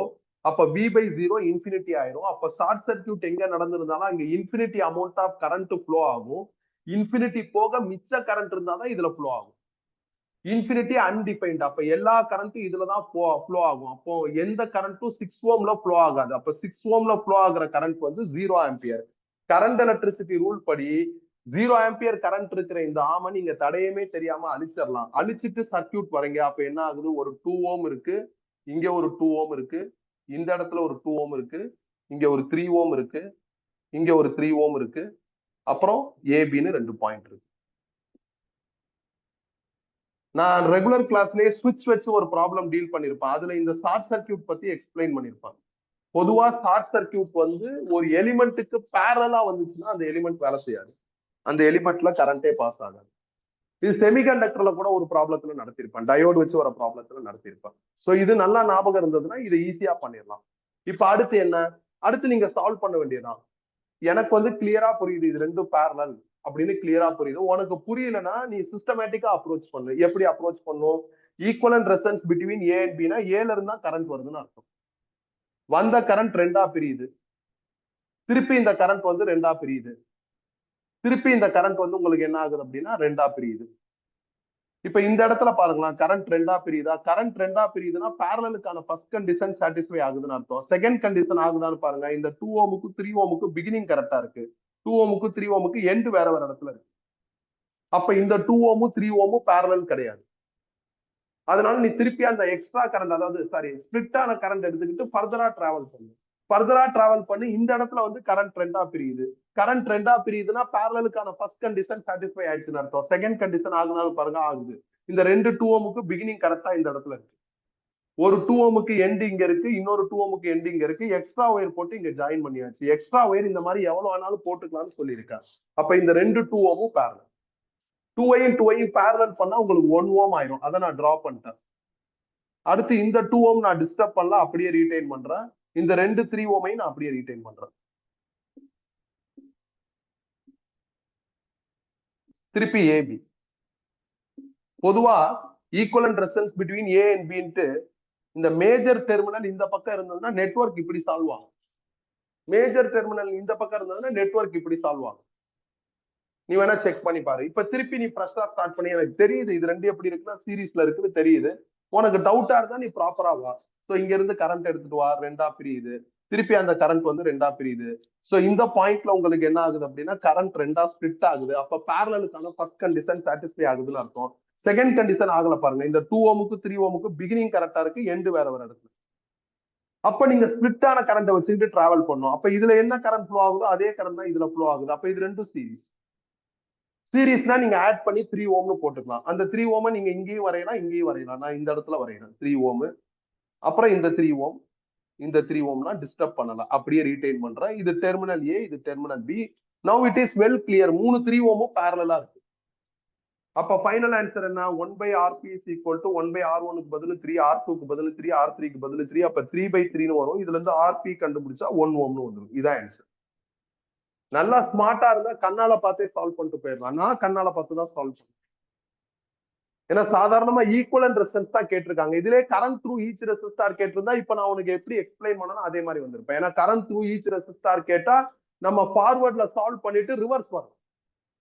அப்ப நம்மளுக்கு லாங் டைம் ஆகும் முடிக்கிறதுக்கு. அதனால நான் அந்த மாதிரி பண்ணுவேன். இதுல அப்படி கேட்கல. கரண்ட் த்ரூ ஈச் ரெசிஸ்டார் நம்மளுக்கு கேட்கல. இதுல நம்மளுக்கு கேட்டிருக்கிறது ஒன்லி ஈக்குவலன்ட் ரெசிஸ்டன்ஸ் தான். அதனால ஈஸியா ரெகக்னைஸ் பண்ணலாம். இதுல கரண்ட் போகலாம். இப்ப இது ரெண்டு பேரலல், அதோட இது சீரீஸ், 3 பேரலல்னு ஈஸியா என்ன பண்ணலாம், ஸ்பீடப் பண்ணி வரும். அது இண்டிவிஜுவல்ஸை பொறுத்து இருப்பா. உனக்கு அந்த அந்த அந்த அந்த அளவுக்கு வேகமா பண்ற அந்த தாட் இருந்ததுன்னா நீ தாராளமா வேகமா பண்ணிக்கலாம். அவ்வளவுதான், தப்பு இல்லாம பண்ணுங்க. So 22 over. நெக்ஸ்ட் 23.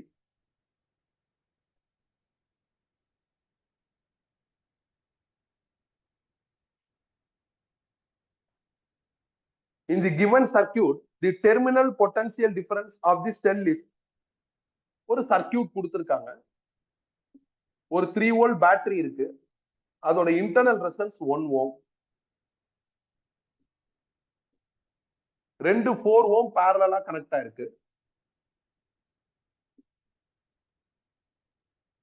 செல்லுக்கு அக்ராஸா உள்ள பொட்டன்சியல் டிஃபரன்ஸ் கால்குலேட் பண்ண சொல்லியிருக்காங்க. முதல்ல நீங்க என்ன பண்ணுங்கன்னா கரண்ட் கால்குலேட் பண்ணுங்க. இந்த ரெண்டு 4 ஓமும் பேரலலா இருக்கு. பேரலல் பண்ணா 2 ஓம்னு ஆயிரும். பேரலல்ங்கிறது பார்த்தாவே புரியுது. சோ இதை வச்சு அடுத்த நெட்வொர்க் வரைஞ்சிட்டேன். சோ இப்ப ஈஸியா நான் என்ன பண்ணலாம்னா கரண்ட் கண்டுபிடிச்சிடலாம். கரண்டோட ஃபார்முலா என்ன அப்படின்னா battery by resistance. Battery 3 volt, resistance 2 ohm தான். இன்டர்னல் ரெசிஸ்டன்ஸ் ஏதாவது ஆஃபர் ஆயிருந்ததுன்னா அது அக்கௌண்டபிள். அப்ப 3/3 1 ஆம்பியர்னு வரும். இன்டர்னல் ரெசிஸ்டன்ஸ் இல்லைன்னா நம்ம அந்த 2 ஓம் மட்டும் போட்டுக்கலாம். இப்படிதான் சொல்லியிருக்கேன். நீங்க வந்து ஓம்ஸ்லானா நீங்க இப்படி யோசிச்சிடாதீங்க. எப்படி V/Rன்னு யோசிக்காதீங்க. நிறைய இடத்துல குழப்பத்தை உண்டு பண்ணும். பேட்டரி பை ரெசிஸ்டன்ஸ்னு போடுங்க. இன்டர்னல் ரெசிஸ்டன்ஸ் ஏதாவது இருந்ததுன்னா அதை அக்கௌண்ட் பண்ணிக்கங்க அப்படின்னு சொல்லிருங்க. இப்ப நான் கரண்ட் கண்டுபிடிச்சிட்டேன். அப்ப பேட்டரில இருந்து டெலிவர் ஆகிற கரண்ட் 1 ஆம்பியர். இதை வச்சு ஈஸியா V கண்டுபிடிச்சிடலாம். ஒரு செல்லோட V கண்டுபிடிக்கிறதுக்கான formula EMF minus I into R. இது செல்லுங்கிற டைட்டில்ல படிச்சிருக்கோம். EMF எவ்வளவு இருக்குன்னா 3 வோல்ட், I 1 ஆம்பியர், R எவ்வளவுனா 1 ஓம் இன்டர்னல் ரெசிஸ்டன்ஸ். சால்வ் பண்ணா 2 வோல்ட். ரொம்ப சாதாரண கேள்விதான். செல்ல உள்ள எடுத்துட்டு வந்து ஹைலைட் பண்ணி கேட்கறதுக்கு ட்ரை பண்ணியிருக்காங்க. So 23 over. அடுத்து 24. The reading in ideal voltmeter V shown in the given diagram is அப்படின்னு கேட்டிருக்காங்க. நிறைய செல்ஸ் வந்து சீரீஸ்ல கனெக்ட் ஆயிருக்கு. இந்த ஆம்ல ஒரு 3 செல் இருக்கு, இந்த ஆம்ல ஒரு செல் இருக்கு, இங்கிட்டு ஒரு 3 செல் வருது. அப்புறம் இந்த ஆம்ல உங்களுக்கு என்ன ஆகுதுன்னா ஒரே ஒரு செல் இருக்கு. எல்லா செல்லோட இஎம்எஃப்பும் 5 வோல்ட். எல்லா செல்லோட இன்டர்னல் ரெசிஸ்டன்ஸும் உங்களுக்கு என்ன அப்படின்னா 0.2 ஓம். ஒரு ஐடியல் வோல்ட் மீட்டர் கனெக்ட் பண்ணிருக்காங்க. அந்த வோல்ட் மீட்டரோட ரீடிங் என்னன்னு கேட்டிருக்காங்க. 0.2 ஓம். 0.2ன்னு எழுதிக்கிறோம். வோல்ட் மீட்டர் இங்க கனெக்ட் ஆயிருக்கு. வோல்ட் மீட்டருங்கிறது ஒரு ரீடிங் மெஷர்மெண்ட். ஒரு சர்க்கியூட்ல ஒரு ரீடிங் மெஷர்மெண்ட் ஐடியல் வந்துருச்சுன்னா அது சர்க்கியூட்டை சஃபர் பண்ணாது. நார்மலா ஒரு வோல்ட் மீட்டர் போட்டா voltmeter will have resistance. Resistance இருந்தா சர்க்கியூட் சஃபர் ஆகும். இப்ப இது வந்து ideal voltmeter. Resistance infinity. Resistance இன்ஃபினிட்டினா இது வழியா கரண்டே பாஸ் ஆகுதுன்னு அர்த்தம். இதுல பாஸ் ஆகுற கரண்ட் நெக்லிஜிபிள்னு அர்த்தம். ஸோ அப்படின்னா இது சர்க்கியூட்ல பிளே ஆகாது. அப்ப எல்லா பேட்டரியும் உனக்கு எப்படி கனெக்ட் ஆயிருக்குன்னா சீரீஸ்ல கனெக்ட் ஆயிருக்கு. கிட்டத்தட்ட 8 பேட்டரி இருக்கு. அப்ப 8 × 5 டோட்டல் இஎம்எஃப் ஆர் வோல்டேஜ் எழுதிட்டா, 8 × 0.2 டோட்டல் ரெசிஸ்டன்ஸ் எழுதிட்டான். இதை வச்சு கரண்ட் கண்டுபிடிச்சிடலாம். அப்ப எனக்கு கரண்ட் எவ்வளவு வருது அப்படின்னா 25 ஆம்பியர்னு வருது. இதான் எனக்கு கரண்டோட answer. 40 / 1.6 will become as 25 ampere. இது வந்து சர்க்கியூட்ல ஃப்ளோ ஆகுற கரண்ட். நீங்க இந்த கரண்ட் வந்து இந்த இடத்துல ரெண்டா பிரியுதுன்னு சொல்ல முடியாது. Since it is ideal voltmeter. Ideal வோல்ட் மீட்டர்ல ரெசிஸ்டன்ஸ் இன்ஃபினிட்டி. அப்ப இது வழியா எந்த கரண்ட்டும் போகாது. அப்ப இது சீன்லே இல்ல. ஜஸ்ட் அந்த மீட்டர் என்ன பண்ணா அங்க என்ன ரீடிங் இருக்குன்னு ஷோ பண்ணும். ஏன்னா நிறைய பேர் இதுவும் பேரலல்னு யோசிப்பார். நம்மளுக்கு வந்து வோல்ட் மீட்டரோட வேல்யூ ரெசிஸ்டன்ஸ் வேல்யூ ஒரு 1000 ஓம்னு கொடுத்தா அப்ப நீங்க யோசிக்கிறது கரெக்ட். நெட்வொர்க் வந்து டிஃபரெண்டா இருக்கு, ப்ராப்பரா சால்வ் பண்ணி யோசிக்கலாம். வோல்ட் மீட்டர் ஐடியல்னு சொல்லிட்டா அப்ப இங்க வர்ற கரண்ட் இப்படியே தான் போகும். த்ரூ அவுட் ஒரே கரண்ட் தான் ஃப்ளோ ஆகும். அப்ப இதெல்லாம் சீரீஸ் ஒரே கரண்ட் ஃப்ளோ ஆகுறதுனால இந்த பிரான்ச் வந்து கனெக்ஷன்ல இருந்தாலும் கரண்ட் ஜீரோங்கிறதுனால டெக்னிக்கலா அது நம்மளுக்கு சர்க்கியூட்டோட டிஸ்டர்பன்ஸுக்கு காசா இருக்காது. சர்க்கியூட்டை தொல்லை பண்றதுக்கு பிரச்சனை பண்ணாது. ஸோ அவ்வளவுதான் கரண்ட் கண்டுபிடிச்சாச்சு. இதை வச்சு ஈஸியா இந்த வோல்ட் மீட்டர் ரீடிங் கண்டுபிடிச்சிடலாம். வோல்ட் மீட்டர்ல உங்களுக்கு என்ன ரீடிங் வரும்னா இஎம்எஃப் மைனஸ் ஐஆர் தான் வரும். வோல்ட் மீட்டர் இந்த ஒரு பேட்டரிக்கு அக்ராஸா தான் கனெக்ட் ஆயிருக்கு. அந்த ஒரு பேட்டரியோட இஎம்எஃப் 5, அதுல ஃப்ளோ ஆகிற கரண்ட் 25 ஆம்பியர், இன்டர்னல் ரெசிஸ்டன்ஸ் 0.2 ஓம். சால்வ் பண்ணா 0 வோல்ட். இதான் ரீடிங். முடிச்சாச்சு. Simple circuit. ஆனா ஒரு பெரிய சர்க்கியூட் மாதிரி நம்ம கண்ணுக்கு தெரியறதுனால ஓவர் திங்கிங்ல குழப்பிக்கிறதுக்கு வாய்ப்பு இருக்கு. அவ்வளவுதான். எப்பயும் ஐடியல் வோல்ட் மீட்டர் வந்து ரீடிங்கை மெஷர் பண்ணி காமிக்கும். வோல்ட் மீட்டர்ல ரெசிஸ்டன்ஸ் இருக்குன்னு சொல்லிட்டாங்கன்னா அது வோல்ட் மீட்டரே கிடையாது, ஒரு ரெசிஸ்டன்ஸ் தான் மாத்தி நம்ம டீல் பண்ணுவோம். when we have resistance at here அது பிளே பண்ணும். இங்க ரெசிஸ்டன்ஸ் இல்ல அப்படின்னா பிளே பண்ணாது. ரெசிஸ்டன்ஸ் இன்ஃபினிட்டினாலும் பிளே பண்ணாது. ஐடியல் வோல்ட் மீட்டரோட ரெசிஸ்டன்ஸ் இன்ஃபினிட்டிங்கிறத கால்வனாமீட்டர் வோல்ட் மீட்டருங்கிற டைட்டில் நம்ம என்ன பண்ணிருக்கோம்னா மேக்னடிசம்ல படிச்சிருக்கோம். So 24 over. அடுத்து 25.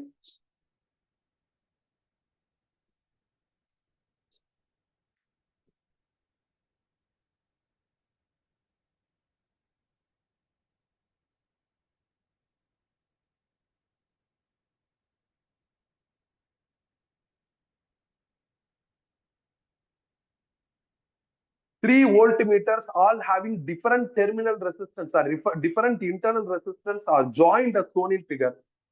When some potential difference S is applied across A and B, their readings V1, V2 and V3. Choose the correct option. ஒரு சர்க்கியூட்ல 3 வோல்ட் மீட்டர் கனெக்ட் ஆயிருக்கு. கீழே இருக்கிற 4 ஆப்ஷன்ல எது பெஸ்ட் ஆப்ஷன் கேட்டிருக்காங்க. பேரலல்ல வோல்டேஜ் சேம், சீரீஸ்ல வோல்டேஜ் ரீடிங்கை நீங்க ஆட் பண்ணிக்கலாம். இப்ப இது ரெண்டு சீரீஸ்ல இருக்கு. அப்ப இது ரெண்டையும் ஆட் பண்ணா உங்களுக்கு V1 + V2 வரும். இந்த V1 பிளஸ் V2 V3யும் பேரலா இருக்கு. அப்ப V1 plus V2 is equal to V3 நீங்க எழுதலாம். அப்படின்னா எனக்கு வந்து ஆப்ஷன் சி கரெக்ட். பேரலா வோல்டேஜ் சேம், அது நம்மளுக்கு நல்லா தெரியும். சீரிஸ்ல வோல்டேஜ் ஆட் பண்ணிக்கலாம். அப்ப V1 பிளஸ் V2 ஆட் பண்ணிட்ட சீரிஸ்ங்கிறதுனால அந்த செக்மெண்ட் வந்து V3க்கு பேரலா இருக்கு. அப்ப V1 plus V2 is equal to V3ன்னு எழுதலாம். முடிச்சாச்சு. அடுத்து 26 நிறைய யோசிச்சு பண்ணணும்ப்பா. ஏன்னா மோர் தென் ஒன் பேட்டரி இருக்கு. மோர் தென் ஒன் பேட்டரி இருந்தா ரொம்ப கேர்ஃபுல்லா பண்ணணும்.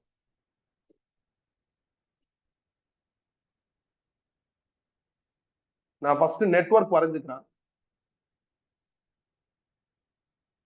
அப்புறம் கொஸ்டின் ரீட் பண்ணுவோம்.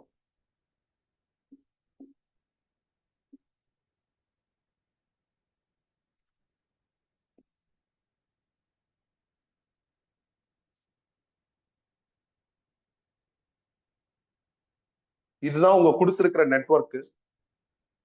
இந்த பாயிண்ட் பி அவங்களே சொல்லிட்டாங்க. இந்த பாயிண்ட் சி, இந்த பாயிண்ட் டி, இந்த பாயிண்ட் ஏ. இது 4 ஓம், இதுவும் 4 ஓம், 1 ஓம், 2 ஓம், 2 ஓம். அப்புறம் இது 10 வோல்ட் பேட்டரி, இது 5 வோல்ட் பேட்டரி. இதுல ஃப்ளோ ஆகிற கரண்ட் I1. இதான் அவங்க கொடுத்திருக்கிற network. The current flowing through 1 ohm resistor is N by 10 ampere. அப்படின்னா N எவ்வளவு கால்குலேட் பண்ண சொல்லியிருக்காங்க. ஸோ இதான் கொஸ்டின். எப்படி கண்டுபிடிக்கிறது? I1 வேணும், எப்படி கண்டுபிடிக்கிறது? இந்த பாயிண்ட்ல உள்ள வோல்டேஜ நான் VCன்னு எழுதுறேன், இந்த பாயிண்ட்ல உள்ள வோல்டேஜ VAன்னு எழுதுறேன். இந்த VB பாயிண்ட்ல உள்ள வோல்டேஜ் 5 வோல்ட். இந்த பேட்டரியோட பிளஸ் இங்க வந்துடும், பேட்டரியோட மைனஸ் பொதுவா கிரவுண்ட் மாதிரி. அப்ப இங்க 0 வோல்ட் இருக்குன்னா அப்ப VB, அதாவது பாயிண்ட் பிலையும் பாயிண்ட் டிலையும் உள்ள வோல்டேஜ் நம்மளுக்கு கிளியரா தெரியுது. ரெண்டு பாயிண்ட்ல உள்ள வோல்டேஜ் தெரியல. எல்லா பாயிண்ட்ஸ்ல இருக்கிற வோல்டேஜையும் நம்ம கால்குலேட் பண்ணிட்டாவே சக்சஸ் எடுத்துடலாம். எல்லா பாயிண்ட்ல இருக்கிற வோல்டேஜ் கண்டுபிடிச்சிட்டோம்னா அந்த ரெண்டு பாயிண்ட் இல்ல அந்த பாயிண்ட்ஸுக்கு அக்ராஸா எந்த ரெசிஸ்டன்ஸ் கனெக்ட் ஆயிருக்கோ அது வழியா ஃப்ளோ ஆகிற கரண்ட்டை ஈஸியா கால்குலேட் பண்ணிடலாம். ஸோ இதுதான் இந்த மாதிரி அப்பியரன்ஸ் வைஸ் கொஞ்சம் காம்ப்ளெக்ஸா இருக்கிற நெட்வொர்க், மோர் தென் ஒன் பேட்டரி வர நெட்வொர்க்கு நான் சொல்ற க்ளூ. மோர் தென் ஒன் பேட்டரினா நீங்க KVL KCL போலாம். நான் இதுல KVL KCL சஜஸ்ட் பண்ண மாட்டேன். ஏன்னா 1 2 3 4 5 ஆம் இருக்கு. இதே இந்த இடத்துல பேட்டரி இல்லைன்னா நான் வீஸ்டோன் பிரிட்ஜ் மாதிரி கூட யோசிக்கலாம். 5 ஆம் இருக்கிறப்ப நான் KVL KCL அவசரப்பட மாட்டேன். 4 ஆம் 3 ஆம்லாம் இருந்ததுன்னா KVL KCL போயிடலாம் for more than one battery. அந்த மாதிரி ப்ராப்ளம் பார்த்திருப்போம். இதுல 5 ஆம் வருது. அதனால நான் என்ன பண்றேன்னா நோடல் அனாலிசிஸ்னு ஒரு டெக்னிக் பண்றேன். எலக்ட்ரோஸ்டாட்டிக்ஸ்ல JEE 2020ல ஒரு ப்ராப்ளத்துல JEE 2020ல ஒரு ப்ராப்ளத்துல நோடல் அனாலிசிஸ் பண்ணி காமிச்சிருப்பேன். சில நேரங்கள்ல இப்படி பண்ணலாம் அப்படின்னு சொல்லியிருப்பேன். T நெட்வொர்க்னு ஒரு நெட்வொர்க் வந்திருக்கும். இந்த மாதிரி இருக்கும் நெட்வொர்க். இப்படி ஒரு நெட்வொர்க் இருக்கும். இதுல வந்து நீ நோடல் அனாலிசிஸ் பண்ணலாம் அப்படின்னு சஜஸ்ட் பண்ணிருப்பான். ஸோ அந்த மாதிரி நோடல் அனாலிசிஸ் பண்ணுங்க. More than one battery, complex network, arms ஜாஸ்தியா இருக்கு அப்படின்னா KVL KCL போகாம நோடல் அனாலிசிஸ் பண்ணுங்க. பாயிண்ட் சில நான் நோடல் அனாலிசிஸ் பண்ண போறேன்.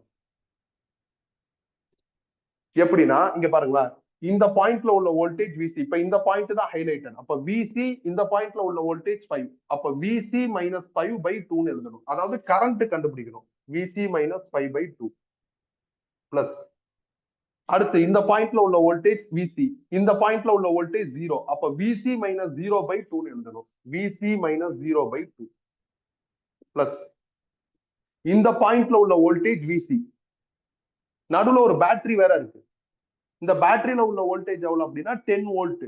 அப்ப VC பிளஸ் 10ன்னு போட்டுடலாம். ஏன் பிளஸ் 10னா நீங்க பேட்டரியோட மைனஸ் பார்த்தா பிளஸ் 10 போடணும், பிளஸ் பார்த்தா மைனஸ் 10 போடணும், கான்ட்ராடிக்டா போடணும். அப்ப VC பிளஸ் 10. இந்த பாயிண்ட்ல உள்ள வோல்டேஜ் V, அதை கழிச்சிருங்க. பாயிண்ட்ஸ்ல உள்ள வோல்டேஜ கழிக்கணும், ஏன்னா பொட்டன்சியல் டிஃபரன்ஸ், அதனால கழிக்கணும். நடுவுல ஒரு பேட்டரி பிளே பண்றதுனால பேட்டரியோட எஃபெக்ட நான் என்ன பண்றேன்னா இந்த மாதிரி இன்க்ளூட் பண்ணிக்கிறேன். by 1 is equal to 0. Concept என்னன்னா இந்த பாயிண்ட்ல 2 ஓம் 2 ஓம் 1 ஓம்னு 3 ரெசிஸ்டன்ஸ் இருக்கு. 3 ரெசிஸ்டன்ஸ்ல உள்ள கரண்ட்டையும் கண்டுபிடிச்சு 0 போடணும். ஏன்னா கிர்ச்சாஃப் கரண்ட் லா படி algebraic sum of current in a junction is 0. அந்த லாஜிக்கை நான் ஃபாலோ பண்றேன். இங்க கிர்ச்சாஃப் கரண்ட் லா தான் அப்ளை பண்ணிருப்போம். இதை நாங்க ஹையர் ஸ்டடீஸ்ல நோடல் அனாலிசிஸ்னு சொல்லுவோம். நோடுனா இதான் நோடு. நோடுனாலும் ஜங்ஷன்னாலும் ஒண்ணு. ஜங்ஷனை எடுத்துக்கிட்டு அனலைஸ் பண்றது. கிர்ச்சாஃப் கரண்ட் லா தான். கிர்ச்சாஃப் கரண்ட் லான்னு சொன்னா கரண்ட் எல்லாம் மார்க் பண்ணல, I1 I2 போடலன்னு ஒரு தாட் வரும். கரண்ட் சிம்பிளே இல்லாம நம்ம என்ன பண்ணும், கரண்ட்டை கால்குலேட் பண்ணும். சிம்பிளிஃபை பண்ணுங்க. VC/2 மைனஸ் 5/2 பிளஸ் VC/2, அதுக்கப்புறம் வந்து plus VC/1 plus 10/1 minus VA/1 is equal to 0. இது ஒரு VC/2, இது ஒரு VC/2னா உங்களுக்கு என்ன ஆயிரும்னா 2VC/2ன்னு வந்துடும். 2VC/2ங்கிறது VC பிளஸ் ஒரு VC இருக்கிறதுனால டோட்டலா 2VC. இது 2.5. 10ஐயும் 2.5ஐயும் சால்வ் பண்ணா மைனஸ் 2.5 சால்வ் பண்ணா 7.5ன்னு வந்துடும். Minus VA retain is equal to 0. இதை ஈக்குவேஷன் 1ன்னு எடுத்து நான் எந்தெந்த நோட் சூஸ் பண்ணா எந்தெந்த நோட்ல வோல்டேஜ் வேல்யூ எனக்கு தெரியலையோ அந்தந்த நோட் சூஸ் பண்ணோம். அப்ப இந்த நோட்ல எனக்கு வோல்டேஜ் வேல்யூ தெரியல, நான் இதை சூஸ் பண்ணிருக்கேன். இந்த நோட்லயும் எனக்கு வோல்டேஜ் வேல்யூ தெரியல, அதனால அடுத்து இதை சூஸ் பண்ண போறேன். அப்ப அட் ஏ இந்த நோடுல நான் Kirchhoff current law, that is nodal analysis பண்ண போறேன். இங்க உள்ள வோல்டேஜ் VA, இங்க 5 இருக்கு. அப்ப VA மைனஸ் 5/4 எழுதலாம். VA மைனஸ் 5/4 பிளஸ் இங்க உள்ள வோல்டேஜ் VA, இங்க 0. அப்படின்னா VA மைனஸ் 0/4 எழுதலாம்.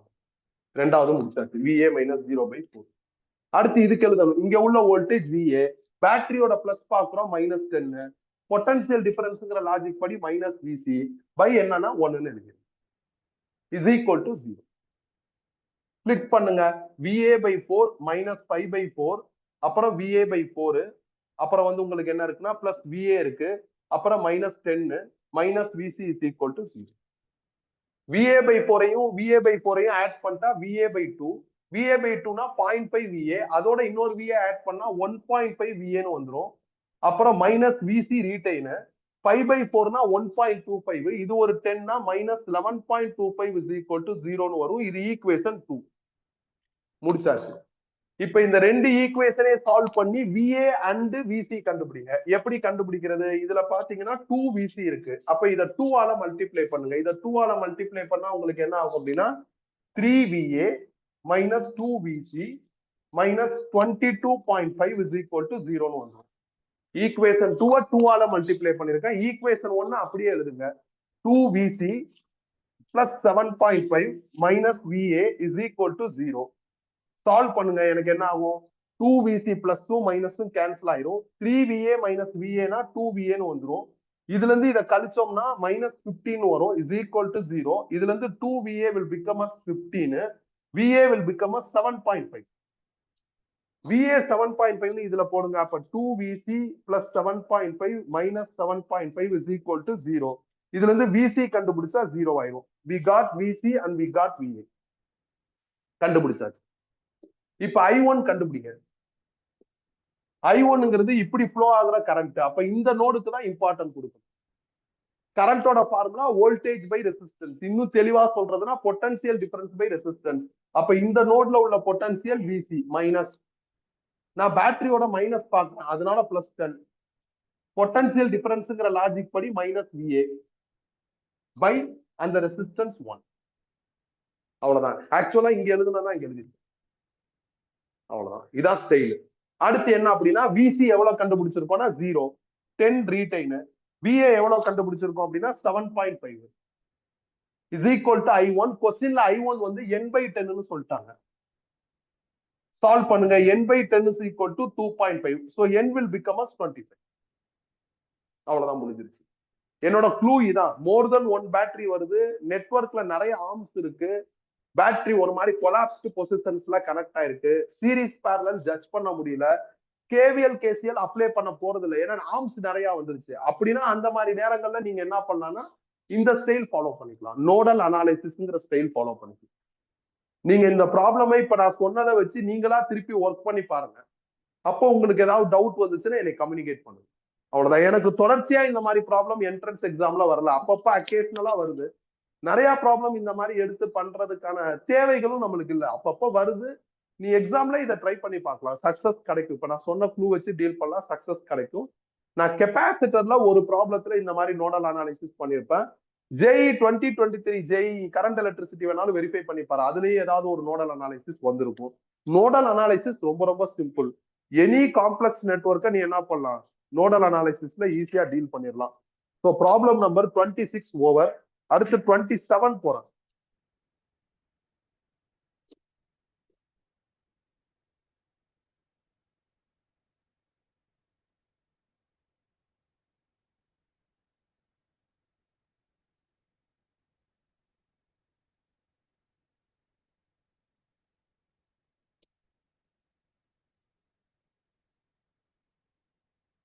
In an electrical circuit drawn below, the amount of charge stored in capacitor is dash microcoulomb. கெப்பாசிட்டர்ல ஸ்டோர் ஆயிருக்கிற அமௌண்ட் ஆஃப் சார்ஜ் கேட்டிருக்காங்க. ஈஸியா பண்ணலாம், ஏன்னா நெட்வொர்க் கொஞ்சம் சிம்பிளா இருக்கிற மாதிரி தோணுது. ஒரு 10 வோல்ட் பேட்டரி கனெக்ட் ஆயிருக்கு, இதோட ஒரு ரெசிஸ்டன்ஸ் இருக்கு which is 4 ohm. அப்புறம் ஒரு கெப்பாசிட்டர் இருக்கு which is 10 மைக்ரோஃபாரட். இங்க ஒரு ரெசிஸ்டன்ஸ் கனெக்ட் ஆயிருக்கு, அது 5 ohm. கீழே இன்னொரு ரெசிஸ்டன்ஸ் கனெக்ட் ஆயிருக்கு which is 6 ohm. இதே நெட்வொர்க் லுக்ல நானும் உனக்கு ஒரு ப்ராப்ளம் நடத்தியிருப்பேன், ஆனா நம்பர் இல்லாம சிம்பிள் வச்சு டீல் பண்ணிருப்பேன். நீ கிளாஸ் நோட்ஸ் எடுத்து பார்த்தா தெரியும். டெஃபினட்டா கெப்பாசிட்டர்ல ஃப்ளோ ஆகுற current 0 ampere. Current electricity rule படி கரண்ட் 0 ஆம்பியர்னா அந்த போர்ஷனை தடையமே தெரியாம அழிச்சிடலாம். அப்ப இதுல கரண்ட் 0 ஆம்பியர்னா இதுலயும் 0 ஆம்பியர் தான். அப்ப இவங்களை தடையமே தெரியாம அழிச்சிட்டு நெட்வொர்க்கை ரீட்ரா பண்ணுங்க. 10 வோல்ட், 4 ஓம், அப்புறம் கீழே என்ன இருக்குன்னா ஒரு 6 ஓம். இப்ப பேட்டரில இருந்து டெலிவர் ஆகிற கரண்ட்டை கண்டுபிடிங்க. ஒரே கரண்ட் ஃப்ளோ ஆகுது, சர்க்யூட் சீரிஸ். அப்ப ஈஸியா கரண்ட் கால்குலேட் பண்ணிடலாம். கரண்டோட formula battery by resistance. Battery 10, resistance சீரிஸ்னா ஆட் பண்ணா 10 வரும், அப்போ 1 ஆம்பியர். பேட்டரில இருந்து டெலிவர் ஆகிற இந்த 1 ஆம்பியர் தான் இந்த ரெசிஸ்டன்ஸ் வழியாவும் ஃப்ளோ ஆகுது. இதை வச்சுக்கிட்டு இங்க வாங்க, பேட்டரில இருந்து டெலிவர் ஆகுறது 1 ஆம்பியர், அது இங்க வருது. இதுல ஃப்ளோ ஆகுற கரண்ட் 0 ஆம்பியர். அப்ப அந்த 1 ஆம்பியர் தான் இதுலயும் ஃப்ளோ ஆகும். அதை வச்சு இந்த வோல்டேஜ் கண்டுபிடிச்சிடலாம். வோல்டேஜோட ஃபார்முலா கரண்ட் இன்டூ ரெசிஸ்டன்ஸ். அப்போ 1 into 6, 6 வோல்ட். பொதுவா கெப்பாசிட்டர்ல இருக்கிற சார்ஜ் கேட்டாங்கன்னா சில நேரங்கள்ல கெப்பாசிட்டருக்கு பேரலா ஏதாவது ஒரு டிவைஸ் இருந்ததுன்னா அவனோட வோல்டேஜ் கண்டுபிடிச்சா சக்சஸ் வந்துடும். சில நேரங்கள்ல பேரலா நிறைய டிவைசஸ் இருந்ததுன்னா கொஞ்சம் வளவளன்னு போகும். அடுத்த ப்ராப்ளம் அப்படிதான் வரும். இந்த ப்ராப்ளத்துல எனக்கு பேரலா ஒரு ரெசிஸ்டார் இருக்கு, கெப்பாசிட்டருக்கு பேரலா ஒரு ரெசிஸ்டார் இருக்கு. அப்ப அவனோட வோல்டேஜ் கண்டுபிடிங்க. இந்த வோல்டேஜ் தான் இந்த கெப்பாசிட்டருக்கு அப்ளிகபிள். அப்ப கெப்பாசிட்டரோட டெஃபினிஷன் ஃபார்முலா என்ன? C is equal to Q by V. இதுல இருந்து Q கண்டுபிடிச்சா உங்களுக்கு CV வரும். C எவ்வளவு இருக்குன்னா 10 மைக்ரோஃபாரட், V 6, அப்ப 60 மைக்ரோகூலும். இதான் இங்க ஒரு ரெசிஸ்டன்ஸ் இருக்கு, இது பிளே பண்ணாதானா? பிளே பண்ணாது. இது இருந்தாலும் ஒண்ணுதான், இல்லைனாலும் ஒண்ணுதான். எப்ப இந்த ஆம் வழியா கரண்ட் போலையோ அப்ப இந்த ரெசிஸ்டன்ஸ் கம்ப்ளீட்லி இன்எஃபெக்டிவ். கரண்ட் போகலைனாலும் கெப்பாசிட்டி சார்ஜ் ஸ்டோர் பண்ணும், அதோட எபிலிட்டி அது. ரெசிஸ்டன்ஸ்ல கரண்ட் போலன்னா அது வேஸ்ட் தான். அப்ப இதை கொடுத்தாலும் ஒண்ணுதான், கொடுக்காட்டியும் ஒண்ணுதான். கொடுத்து உன்னை குழப்பறதுக்கு பாக்குறாங்க, வேற ஒண்ணும் கிடையாது. முடிஞ்சிருச்சு. இது ப்ராப்ளம் நம்பர் 26, 27. இது முடிச்சாச்சு. அடுத்து 28 போறான்.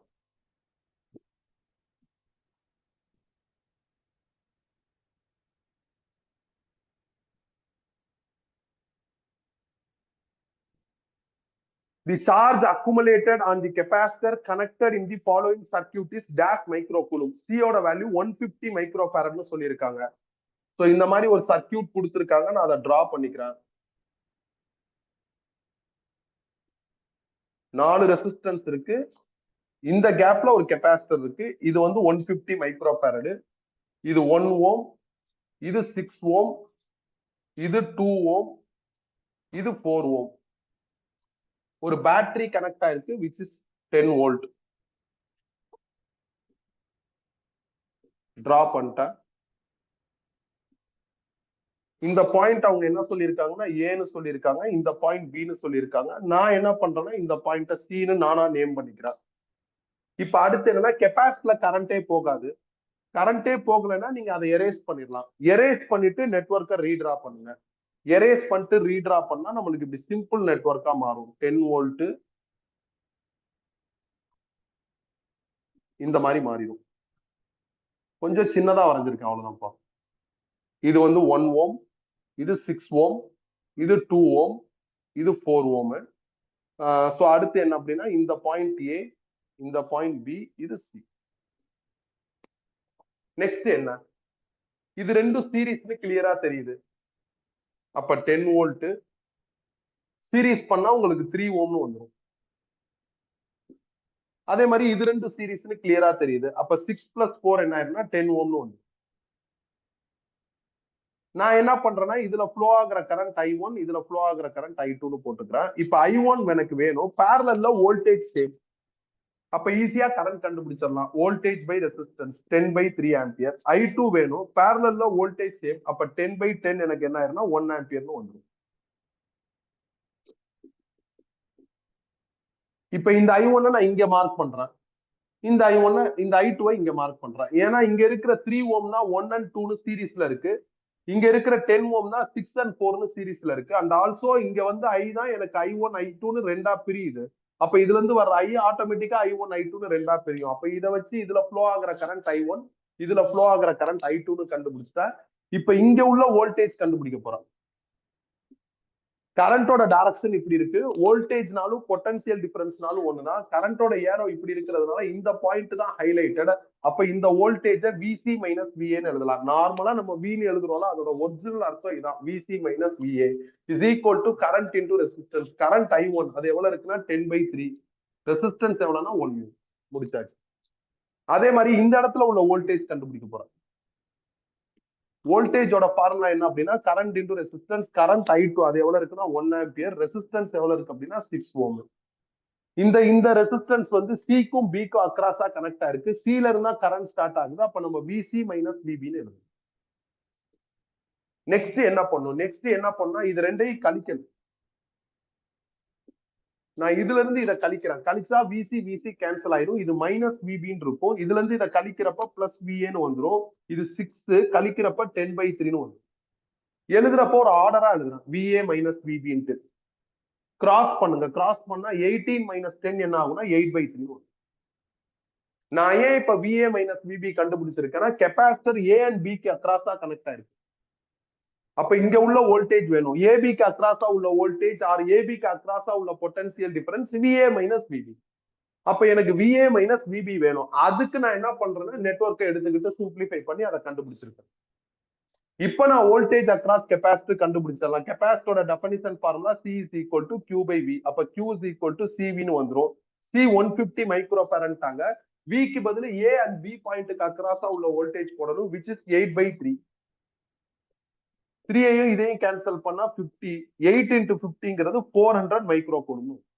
இதான் ஆன்சர். ஆக்சுவலா 8 into 50 வந்து 400 தான். 150 மைக்ரோ ஃபேரட்னு மைக்ரோல கெப்பாசிட்டி வேல்யூ போட்டதுனால ஆன்சரும் உனக்கு மைக்ரோ கூலும்ல வந்து. இதான் அகைன் கெப்பாசிட்டி வச்சு ஒரு problem.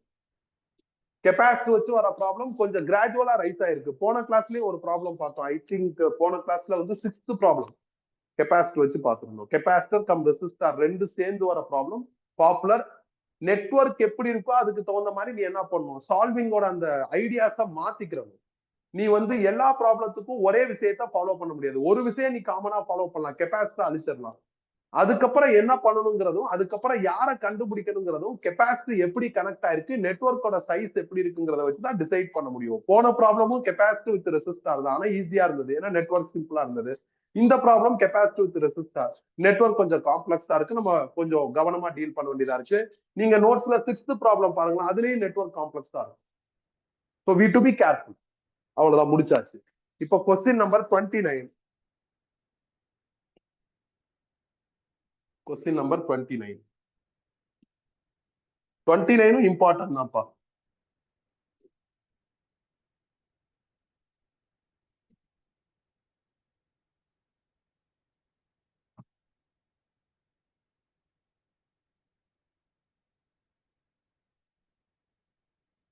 A 16 ohm wire is bent to form a square loop. A 9-volt battery with internal resistance 1 ohm is connected across one of its sides. If a 4 microfarad capacitor is connected across of its diagonals, the energy stored by the capacitor will be x/2 microjoule, where x is equal to அப்படின்னு கேட்டிருக்காங்க. ஒரு 16 ohm wire square லூப்பா மாத்திட்டாங்க. அப்ப இது ஒரு 4 ohm, இது ஒரு 4 ohm, இது ஒரு 4 ohm, இது ஒரு 4 ohm. நீ ஒயர் மாதிரியும் போட்டுக்கலாம், இல்ல ரெசிஸ்டன்ஸ் மாதிரி மாத்திக்கலாம். இது ஸ்கொயரோட ஒரு சைடு, ஏதாவது ஒரு சைடோட ஒரு 9 வோல்ட் பேட்டரி கனெக்ட் பண்ணும். இன்டர்னல் ரெசன்ஸ் அந்த பேட்டரிக்கு 1 ஓம்ட்டாங்க. டயகனலா ஒரு கெப்பாசிட்டர் கனெக்ட் ஆயிருக்கு.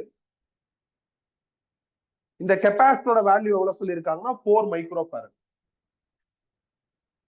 இப்ப என்ன கால்குலேட் பண்ணா இந்த கெப்பாசிட்டர்ல ஸ்டோர் ஆயிருக்கிற எனர்ஜி கால்குலேட் பண்ணும். கால்குலேட் பண்ணி அவங்க எனர்ஜிக்கு ஒரு ஈக்குவேஷன் கொடுத்திருக்காங்க, அதோட ஈக்குவேட் பண்ணும். ஆப்வியஸ்லி கெப்பாசிட்டர்ல போற கரண்ட் 0 ஆம்பியர். அப்ப இத தடையமே தெரியாம அழிச்சிட்டு சர்க்யூட்டை டிரா பண்ணுங்க. சோ தடையமே தெரியாம அழிச்சிட்டு டிரா பண்றேன். இந்த மாதிரி மாறிடும்.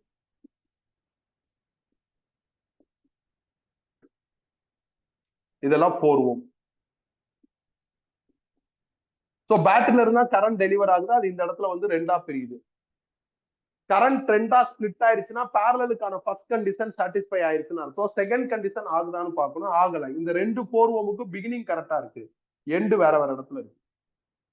அப்படின்னா இந்த 4 இந்த 4 பேரலல் கிடையாது. அப்ப ஸ்பிளிட் பண்ணப்பட்ட கரண்ட் எடுத்துக்கிட்டு டிராவல் பண்ணுங்க. அப்படி டிராவல் பண்றப்ப இங்க என்ன கரண்ட் போகுதோ அதே தான் இதுலயும் போகுது, இதுலயும் போகுது. அப்ப இந்த 3 4 ஓம்லயும் ஒரே கரண்ட் தான் போகுது. அப்ப இந்த 3 4 ஓமும் சீரிஸ். சீரிஸ்ல நீங்க ரெசிஸ்டன்ஸ் ஆட் பண்ணிக்கலாம். அப்போ உங்களுக்கு 12 ஓம் வரும். இந்த 4 ஓமை நான் டிஸ்டர்ப் பண்ணல, அப்புறம் பேட்டரியை நான் டிஸ்டர்ப் பண்ணல, இன்டர்னல் ரெசன்ஸ் டிஸ்டர்ப் பண்ண முடியாது, அதை அப்படியே தான் வச்சுக்கிறணும். இந்த 3 4 ஓமும் சீரிஸ். சீரிஸ் பண்ணா எனக்கு 12 ஓம் வரும். நெக்ஸ்ட் என்ன, திருப்பி ஃப்ரெஷ்ஷா யோசிங்க. பேட்டரியில இருந்து கரண்ட் டெலிவர் ஆகுது, வந்த கரண்ட் ரெண்டா ஸ்பிளிட் ஆகுது. கரண்ட் ரெண்டா ஸ்பிளிட் ஆயிடுச்சுன்னா பேரலலுக்கான ஃபர்ஸ்ட் கண்டிஷன் சாட்டிஸ்ஃபை ஆயிடுச்சுன்னு அர்த்தம். செகண்ட் கண்டிஷன் ஆகுது. 12க்கும் 4க்கும் பிகினிங் கரெக்டா இருக்கு, 12க்கும் 4க்கும் எண்டும் கரெக்டா இருக்கு. அப்ப 12 4 பேரலல். பேரலலுக்கு ஈக்குவலன்ட் ஃபார்முலா என்ன, 1/Rp is equal to 1/R1 plus 1/R2. 12 நான் எல்சிஎம் எடுக்கிறேன். 12 12 1 டைம், 12 4 3 டைம், அப்போ 4/12 வரும். இதுல இருந்து ஆர்பி கண்டுபிடிச்சா 12/4 3 ஓம்னு வந்துடும். இப்ப புதுசா நெட்வொர்க்கை டிரா பண்ணுங்க. இந்த ரெண்டையும் பேரலல் பண்ணா I am getting 3 ohm. So இதோட ஒரு பேட்டரி கனெக்ட் ஆயிருக்கு விச் இஸ் 9 வோல்ட். அதுக்கப்புறம் எனக்கு என்ன அப்படின்னா இன்டர்னல் ரெசன்ஸ் 1 ஓம் முடிஞ்சிருச்சு. நெக்ஸ்ட் என்ன, நெக்ஸ்ட் எனக்கு என்னன்னா பேட்டரில இருந்து டெலிவர் ஆகிற கரண்ட் சப்போஸ் டு பி ஐ. இப்போ ஒரே ஒரு ரெசிஸ்டன்ஸ் தான் சர்க்யூட்ல இருக்கு. அப்ப ஈஸியா கரண்ட் கண்டுபிடிக்கலாம். கரண்டோட formula battery by resistance. Battery உங்களுக்கு 9 வோல்ட் இருக்கு, ரெசிஸ்டன்ஸ் 3 + 1 4 அப்படின்னு வந்துடும். 3 ஓம் தான் ரெசிஸ்டன்ஸ். இன்டர்னல் ரெசிஸ்டன்ஸ் இருந்ததுன்னா அது அக்கௌண்டபிள். இன்டர்னல் ரெசிஸ்டன்ஸ் அவங்க எவ்வளவு சொல்லியிருக்காங்க அப்படின்னா 1 ஓம்னு சொல்லியிருக்காங்க. செக் பண்ணிக்கிறேன். ஆமா, இன்டர்னல் ரெசிஸ்டன்ஸ் 1 ஓம்னு சொல்லியிருக்காங்க. அப்ப 3 + 1 உங்களுக்கு என்ன ஆயிரும் அப்படின்னா 9/4 ஆம்பியர்னு கரண்ட் வந்துடும். முடிச்சாச்சு. இப்ப இந்த கரண்ட் எடுத்துட்டு டிராவல் பண்ணுங்க. இந்த கரண்ட் வந்துதான் இங்க ரெண்டா பிரியுது. சப்போஸ் நான் இது I1 இது I2ன்னு போடுறேன்னா இப்ப எனக்கு I1 வேணும். ஒரு கரண்ட் வந்து ரெண்டா பிரியுது, ஆனா ரெண்டு ரெசிஸ்டன்ஸ் அன்ஈக்குவலா இருக்கு. அன்ஈக்குவல் ரெசிஸ்டன்ஸ்ல கரண்ட் எப்படி ஸ்பிளிட் ஆகுங்கிறத கால்குலேட் பண்றதுக்கு நான் செகண்ட் ப்ராப்ளம், ரெகுலர் கிளாஸ்ல செகண்ட் ப்ராப்ளம் நம்ம நோட்ஸ்லயே கரண்ட் டிவிஷன் ரூல்னு ஒரு ரூலை எடுத்துட்டு வந்துட்டா. அந்த ரூலை ஃபாலோ பண்ணுங்க. அந்த ரூல் படி ஃபர்ஸ்ட் என்ட்ரி கரண்ட்டை எழுதிருங்க. உங்களுக்கு இது வழியா பாஸ் ஆகிற கரண்ட் வேணும்னா இந்த ரெசிஸ்டன்ஸால மல்டிப்ளை பண்ணுங்க, டிவைடட் பை ரெண்டு ரெசிஸ்டன்ஸே ஆட் பண்ணி. இந்த 4 4 கேன்சல் ஆயிடுச்சுன்னா 9/16 ஆம்பியர்னு ஒண்ணு. இப்ப வேணும்னா நீங்க I2 கண்டுபிடிச்சுக்கலாம். எனக்கு நாட் எசென்சியல், நான் இதை வச்சு அங்க போறேன். இந்த 4 ஓம்ல ஃப்ளோ ஆகுற கரண்ட் I2, இதுல ஃப்ளோ ஆகுற கரண்ட் I1. அந்த I1 தான் த்ரூ அவுட் ஃப்ளோ ஆகும். அதே மாதிரி பாருங்க, இதுல ஃப்ளோ ஆகுற கரண்ட் என்னது I1, இங்க போற கரண்ட்டும் I1. இப்ப கெப்பாசிட்டர் எனக்கு இந்த பாயிண்ட்லயும் இந்த பாயிண்ட்லயும் கனெக்ட் ஆயிருக்கு. அதனால நான் என்ன பண்றேன்னா இந்த ரெசிஸ்டன்ஸ்க்கு அக்ராஸா உள்ள வோல்டேஜ் கண்டுபிடிக்கிறேன். பொதுவா கெப்பாசிட்டர்ல ஸ்டோர் ஆயிருக்கிற சார்ஜ் கண்டுபிடிக்கன்னா கெப்பாசிட்டர் எந்த பாயிண்ட்டுக்கும் அக்ராஸா கனெக்ட் ஆயிருக்கோ அவங்களுக்கு அக்ராஸா உள்ள வோல்டேஜ் வேணும். கெப்பாசிட்டர் இந்த பாயிண்ட்டுக்கு கனெக்ட் ஆயிருக்கு. நீ இதையும் எடுத்துக்கலாம். இதுல பேட்டரி இருக்கிறதுனால ஒரு மாதிரி டிஸ்டர்ப்டா ஃபீல் ஆகும். அதனாலதான் நான் மேல் சைடு போயிட்டேன். மேல் சைடு கம்ஃபர்டபுளா இருக்கு. இதுல இந்த ரெண்டு ரெசிஸ்டன்ஸ் சீரீஸ்ல இருக்கு. இவங்களுக்கு அக்ராஸா என்ன வோல்டேஜ் இருக்கோ அந்த வோல்டேஜ் தான் கெப்பாசிட்டருக்கு ஆஃபர் ஆகும். ஸோ கரண்ட் வோல்டேஜோட formula current into resistance. Current வந்து உங்களுக்கு என்னன்னா I1, ரெசிஸ்டன்ஸ் வந்து 4 + 4 8. I1 எவ்வளவு வருது அப்படின்னா 9/16, ரெசிஸ்டன்ஸ் 8. கேன்சல் பண்ணா உங்களுக்கு 9/2 வோல்ட் வரும். இது voltage.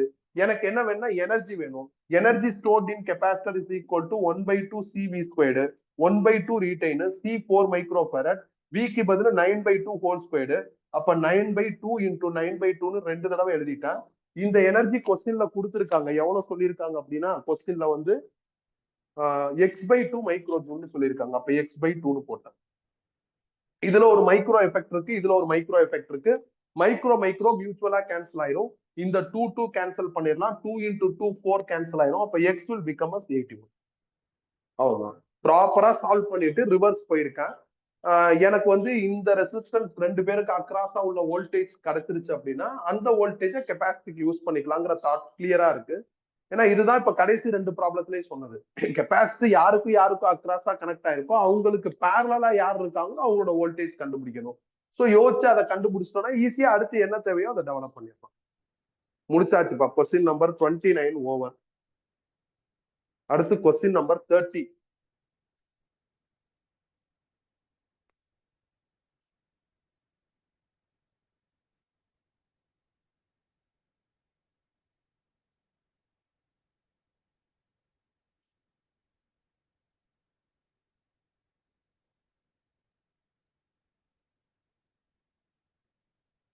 In the given circuit, the current flowing through the resistance 20 ohm is 0.3 ampere, while the ammeter reads 0.9 ampere.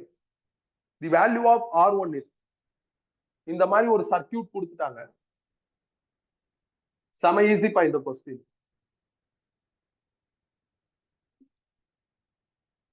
Resistance value miss ஆகுது, which is R1. இது கால்குலேட் பண்ணணும்.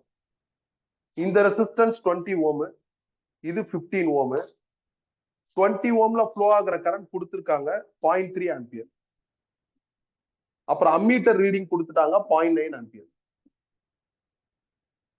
பார்த்தோன்னே இது 3 பேரலல்னு தெரியும். உடனே நீ பேரலலுக்கான ஈக்குவலன்ட் ரெசிஸ்டன்ஸை கண்டுபிடிச்சா அது முட்டாள்தனம். நான் ஏற்கனவே ரெகுலர் கிளாஸ்ல சொல்லியிருக்கேன். என்ன சொல்லியிருக்கேன்? உங்களோட நெட்வொர்க்ல ஏதாவது ஒரு ரெசிஸ்டன்ஸ் வேல்யூ மிஸ் ஆயிருச்சுன்னா இந்த சீரிஸ் பேரல் ஜட்ஜ் பண்ணி சால்வ் பண்றது வேஸ்ட். நெட்வொர்க் அப்படியே வச்சுக்கிட்டு என்ன டேட்டா இருக்கு அதை வச்சு என்ன க்ளூ ஜெனரேட் பண்ணலாம், அந்த க்ளூவை வச்சு எப்படி சால்வ் பண்ணலாம்னு தான் யோசிக்கணும். எனக்கு வந்து இதுல ஃப்ளோ ஆகுற கரண்ட் இருக்கு, அப்ப இதை வச்சு இதோட வோல்டேஜ் கண்டுபிடிச்சிடலாம்.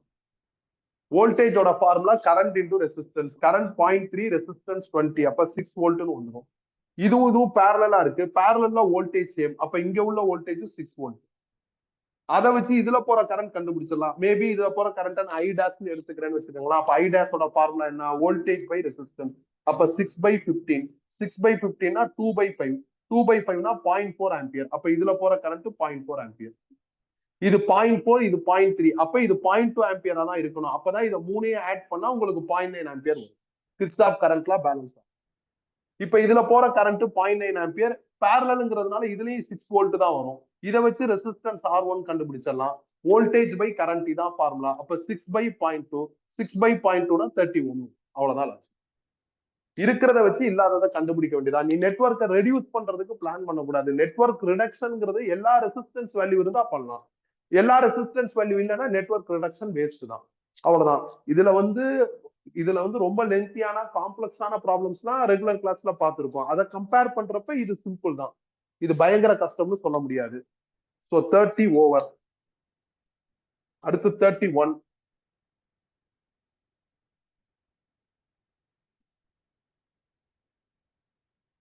Two cells are connected in opposition as shown. Cell E1 is 8 volt EMF and 2 ohm internal resistance. The cell E2 is 2 volt EMF and 4 ohm internal resistance. The terminal potential difference of cell E2 is dash volt னு கேட்டிருக்காங்க. 2 செல் ஆப்போசிட்ல connect ஆயிருக்கு.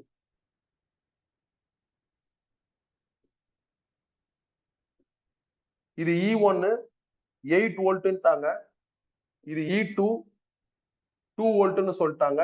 இதோட internal resistance 2 ஓம், இதோட internal resistance 4 ஓம். Internal resistance இருக்கிறதுனால கண்டிப்பா இந்த சர்க்கியூட்ல some current flow ஆகும். அந்த கரண்ட் ஐன்னு போட்டுக்கிறேன். கரண்டோட டைரக்ஷன் உன்னோட சாய்ஸ். கிர்ச்சாஃப் என்ன சொல்றாருன்னா ஒரு நெட்வொர்க்ல நீங்க கரண்ட் டைரக்ஷன் உங்க இஷ்டத்துக்கு மார்க் பண்ணிக்கலாம், அது ஒரு பெரிய பிரச்சனையே கிடையாதுன்னு தான் சொல்றாரு. ஸோ நான் என் சாய்ஸுக்கு மார்க் பண்ணிட்டேன். நான் மார்க் பண்ண டைரக்ஷன் கரெக்டா இருந்ததுன்னா ஆன்சர் பாசிட்டிவா வரும். நான் மார்க் பண்ண டைரக்ஷன் ராங்கா இருந்ததுன்னா ஆன்சர் நெகட்டிவ்ல வரும். ஆன்சர் ராங்கா வர்றதுக்கு வாய்ப்பு இல்லை. இப்ப இந்த கரண்ட்டை ஈஸியா கண்டுபிடிச்சிடலாம். ஏன்னா சர்க்கியூட் சீரிஸ்ல நீங்க ரெசிஸ்டன்ஸ் ஆட் பண்ணிக்கலாம். அப்போ 2 + 4 என்ன ஆயிருந்தா 6 ஓம். பேட்டரி நீங்க ஆட் பண்ணிக்கலாம். ஆனா பேட்டரியோட கனெக்ஷன் ரிவர்ஸ் ஆயிருக்கு பாருங்களா. இதுல வந்து மைனஸ் பிளஸ் இருக்கு. இப்படி பாருங்களா, இதுல பிளஸ் மைனஸ், இதுல மைனஸ் பிளஸ் ரிவர்ஸ் ஆயிருக்கு. அவங்களே கொஸ்டின்ல ஆப்போசிட்ல கனெக்ட் ஆயிருக்குன்னு சொல்லியிருக்காங்க. அப்ப நீங்க கழிச்சிருங்க. 8 - 2 = 6 வோல்ட்னு வரும். 6/6 1 ஆம்பியர்னு வரும். இப்ப இந்த செல் E2 இதுல உள்ள பொட்டன்சியல் டிஃபரன்ஸ் கேட்டிருக்காங்க. ஒரு சிங்கிள் செல்லோட பொட்டன்சியல் டிஃபரன்ஸ் V கண்டுபிடிக்கிறதுக்கான ஃபார்முலா என்ன? E - IR. E2 எவ்வளவு இருக்குன்னு பாருங்க, 2 volt.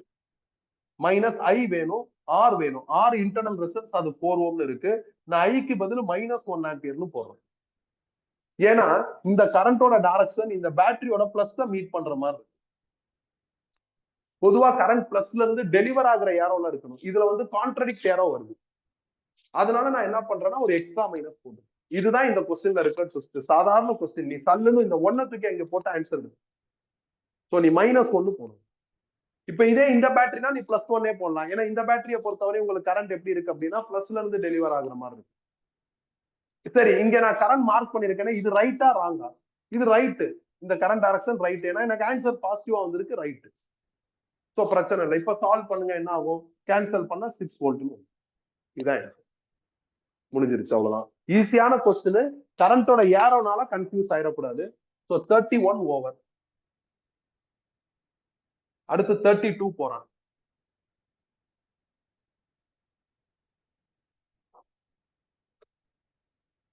The value of unknown resistance X for which the potential difference between B and D will be 0 in arrangement is shown is அப்படின்னு கேட்டிருக்காங்க. ஒரு arrangement கொடுத்திருக்காங்கப்பா. எல்லா ரெசிஸ்டன்ஸும் ஓம்ல இருக்கு. நான் அந்த அரேஞ்ச்மெண்ட்டை டிரா பண்ணிக்கிறேன்.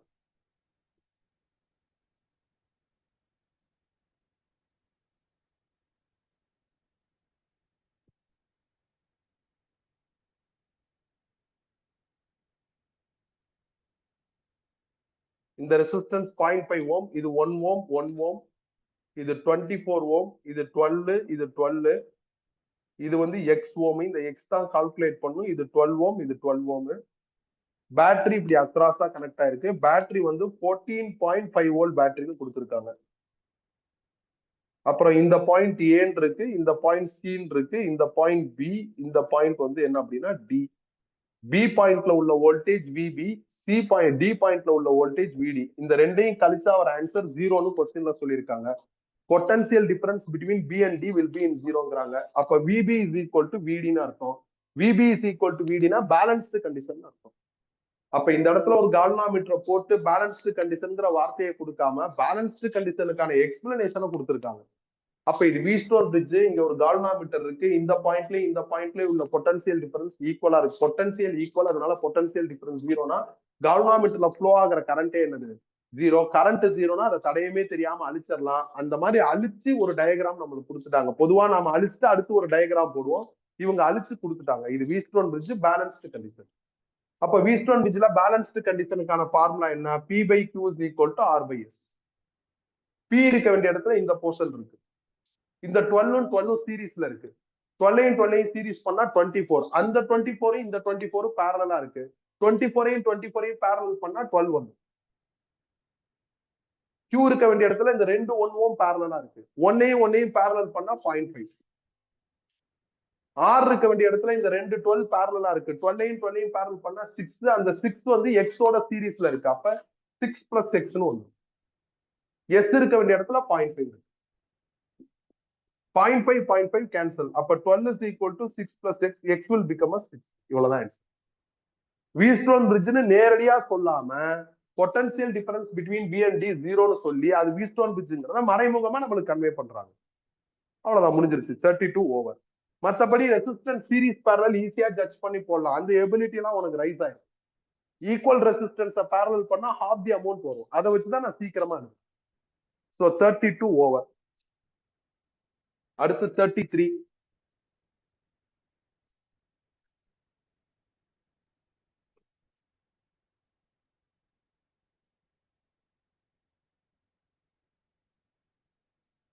In a meter bridge, when the resistance in the left gap is 2 ohm and unknown resistance in the right gap, the balance length is found to be 40 centimeter and shunting unknown resistance with 2 ohm, the balance length changes by அப்படின்னு கேட்டிருக்காங்க. நான் முதல்ல Rafah metre பிரிட்ஜா வரைஞ்சிடறேன். வரையணும்னு அவசியம் இல்லை, but explain பண்றப்ப கையில இருந்ததுன்னா நல்லா இருக்கும். அதனால மீட்டர் பிரிட்ஜ் வரைஞ்சிட்டா கீழே ஒரு பேட்டரி ஒரு சுவிட்ச் போட்டுக்கிறணும். இது லெப்ட் கேப். இந்த ரெசிஸ்டன்ஸ் வந்து கொஸ்டின் படி 2 ஓம்ங்கிறாங்க. ரைட் கேப்ல ஒரு அன்னோன் ரெசிஸ்டன்ஸ் இருக்கு, நான் அதை ஆர்னு போட்டுக்கிறேன். பேலன்ஸ் லென்த் உங்களுக்கு எவ்வளவு வருது அப்படின்னா 40 சென்டிமீட்டர் வந்துருக்கு. இதான் பேலன்ஸ் லென்த் 40 சென்டிமீட்டர். மீட்டர் பிரிட்ஜை பொறுத்தவரை பேலன்ஸ்டு கண்டிஷனுக்கான formula P by Q is equal to L1 by L2. L2க்கு பதிலா 100 minus L1 எழுதலாம். சிச்சுவேஷன் 1ல P இருக்க வேண்டிய இடத்துல 2 ஓம் இருக்கு, Q இருக்க வேண்டிய இடத்துல உங்களுக்கு என்ன இருக்குன்னா 6 ஓம்னு இருக்கு. L1க்கு பதில் 40, அப்ப L2 60 ஆயிடும். சிச்சுவேஷன் 2ல P இருக்க வேண்டிய இடத்துல அதே P தான் இருக்கு, 2 ஓம் தான் இருக்கு. Q இருக்க வேண்டிய இடத்துல உங்களுக்கு என்ன ஆகுதுன்னா இந்த ஆரோட இன்னொரு 2 ஓம் பேரலல் ஆயிடுச்சுங்கிறாங்க. சன்ட்னாலும் பேரலல்னாலும் ஒண்ணு. அப்ப புதுசா ஒரு 2 ஓம் பேரலல் ஆயிடுச்சு. அப்ப R பேரலல் 2ன்னு எழுதணும். ஆரையும் 2ஐயும் பேரலல் பண்ணா 2R by 2 plus Rன்னு வரும். அது அப்படியே நான் எழுதிட்டேன். சோ அப்ப Q இருக்க வேண்டிய இடத்துல 2R by 2 plus Rன்னு வரும். அது மேல கொண்டு போயிட்டேன். இப்ப பேலன்ஸ் லென்த் என்ன நம்ம தான் கண்டுபிடிக்கணும். அப்ப அது L1 போட்டுக்கிறோம் by 100 minus L1. இப்ப இதை கேன்சல் பண்ணா உங்களுக்கு 2 by 3ன்னு வரும். இந்த 2 கேன்சல் ஆகி R will become as 3 ohm. R 3 ohm இந்த இடத்துல போட்டீங்கன்னா இந்த 2 கேன்சல் ஆயிரும், மேல 5ன்னு வந்துடும், கீழே என்ன ஆயிருந்தா 3 வந்துடும். is equal to L1 divided by 100 minus L1. Cross பண்ணீங்கன்னா 500 minus 5 L1 is equal to 3 L1 வரும். இதுல இருந்து 8 L1 is equal to 500 வரும். L1 கண்டுபிடிச்சா 62.5 சென்டிமீட்டர் வரும். இது புது பேலன்ஸ் லென்த். பழைய பேலன்ஸ் லென்த் 40 சென்டிமீட்டர், புது balance length 62.5.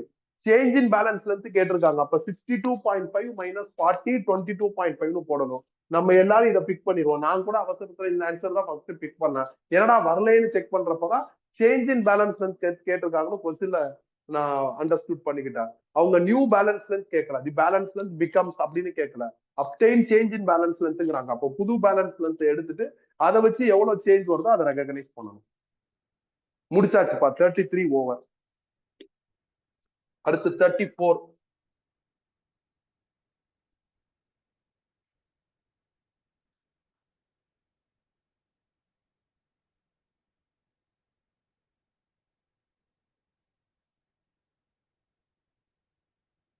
To measure the temperature coefficient of resistivity alpha of semiconductor, an electrical arrangement shown in figure is prepared. The arm BC is made up of the semiconductor.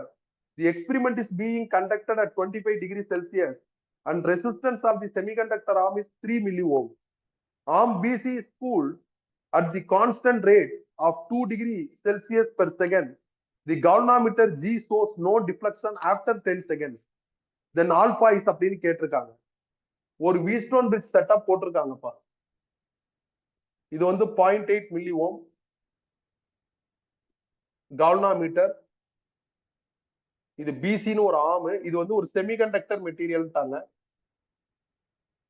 இந்த பக்கம் ஒரு 1 milli Om,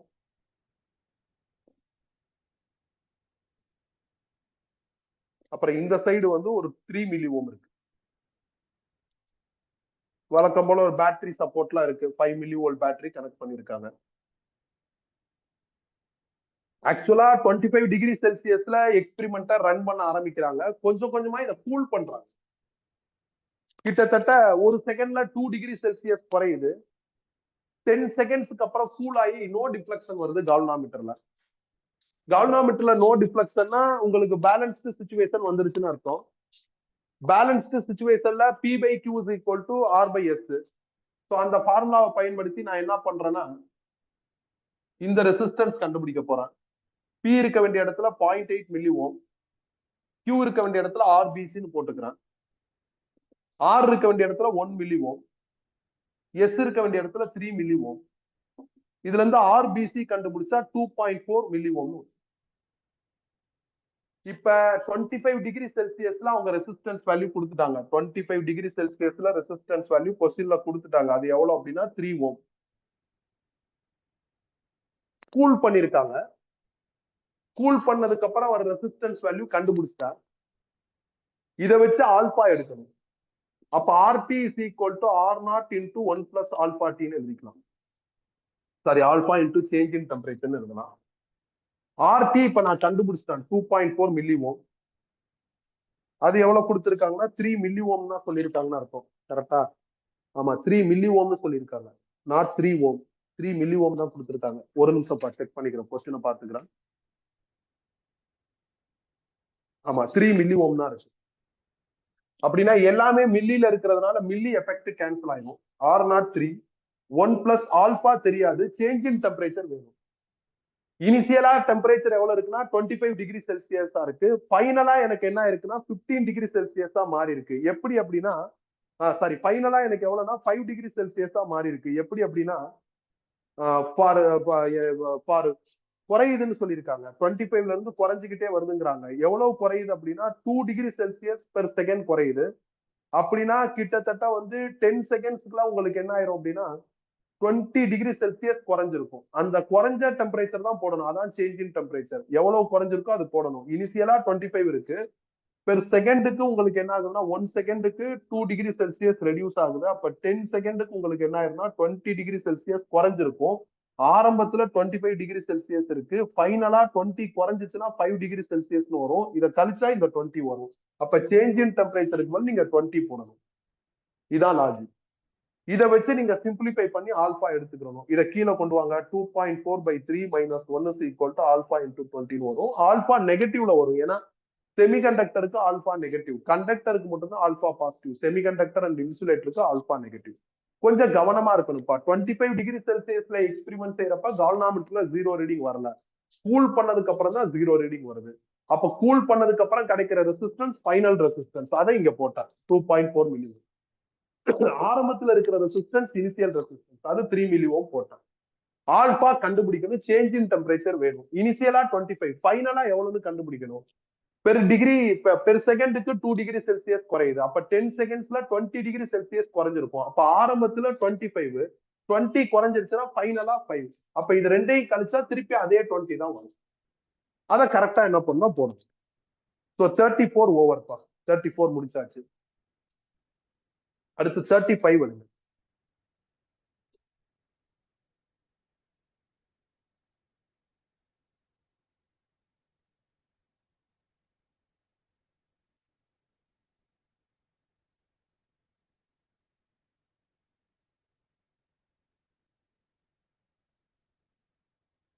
A wire of length 10 centimeter and radius √7 into 10 power minus 4 meter is connected across right gap of the meter bridge.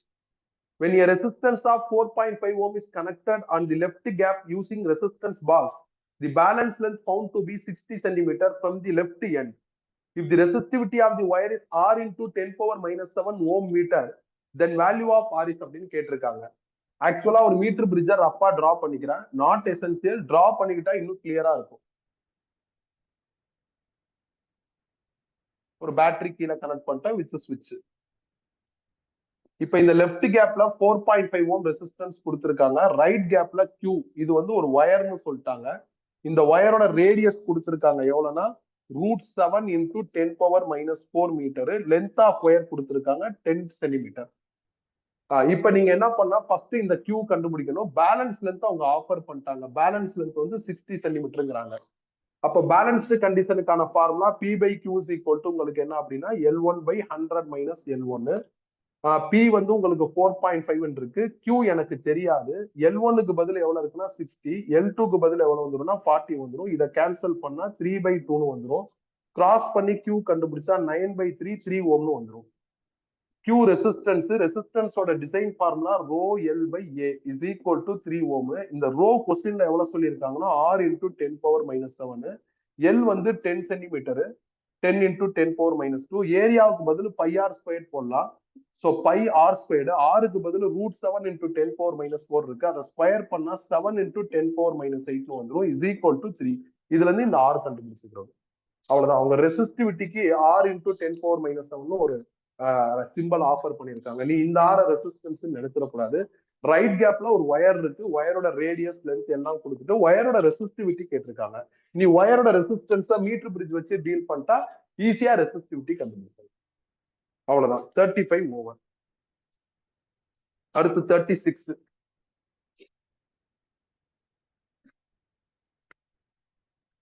When Wheatstone bridge principle is used to measure the specific resistance S1 for a given wire having length L, radius R, if X is the resistance of the wire, then specific resistance is S1 is equal to X pi R squared by L. If the length of the wire gets doubled, then value of specific resistance will be அப்படின்னு கேட்கறாங்க. வீஸ்டோன் பிரிட்ஜை வச்சு ஒரு வயரோட specific resistance கண்டுபிடிக்கிறாங்க. Specific ரெசிஸ்டன்ஸ்னா rho. Rho to be constant for same material. திடீர்னு அந்த ஒயரோட லென்த்தை டபுள் பண்றாங்க. அப்ப ரோ என்ன ஆகும்னு கேட்கறாங்க. ரோ மாறாது, ரோ கான்ஸ்டன்ட். ஏன்னா சேம் மெட்டீரியலுக்கு ரோ என்ன ஆகும்னா மெயின்டைன் ஆகும்.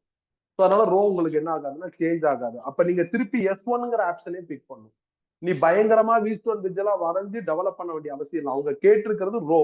மெட்டீரியல் மாறுச்சுன்னா ரோ மாறும். நம்ம இந்த ரோ பத்தி படிக்கிறப்ப அப்படிதான் எழுதுவோம். Rho is constant for same material, rho is different for different material எழுதிருக்கும். மெட்டீரியல் மாறினாதான் ரோ மாறும். அதே மெட்டீரியல் வருதா அப்ப ரோ என்ன ஆகாதுன்னா மாறாது. லென்த் ரேடியஸ் இதெல்லாம் மாறுறதுனால ரோ மாறாது. லென்த் ரேடியஸ் இதெல்லாம் மாறுறதுனால ரெசிஸ்டன்ஸ் வேணா மாறலாம். ரோ என்ன ஆகாதுன்னா மாறாது. ரோவுக்கு இன்னொரு பேர் தான் ஸ்பெசிபிக் ரெசிஸ்டன்ஸ். ரெசிஸ்டிவிட்டின்னு சொல்லலாம், இல்லைன்னா ஸ்பெசிபிக் ரெசிஸ்டன்ஸ் சொல்லலாம். இந்த நேம் கூட நம்ம ஓம்ஸ்ல டீடைல்ட் எக்ஸ்பிளனேஷன் ரெகுலர் கிளாஸ்ல எழுதி வச்சிருப்போம். அடுத்து 37.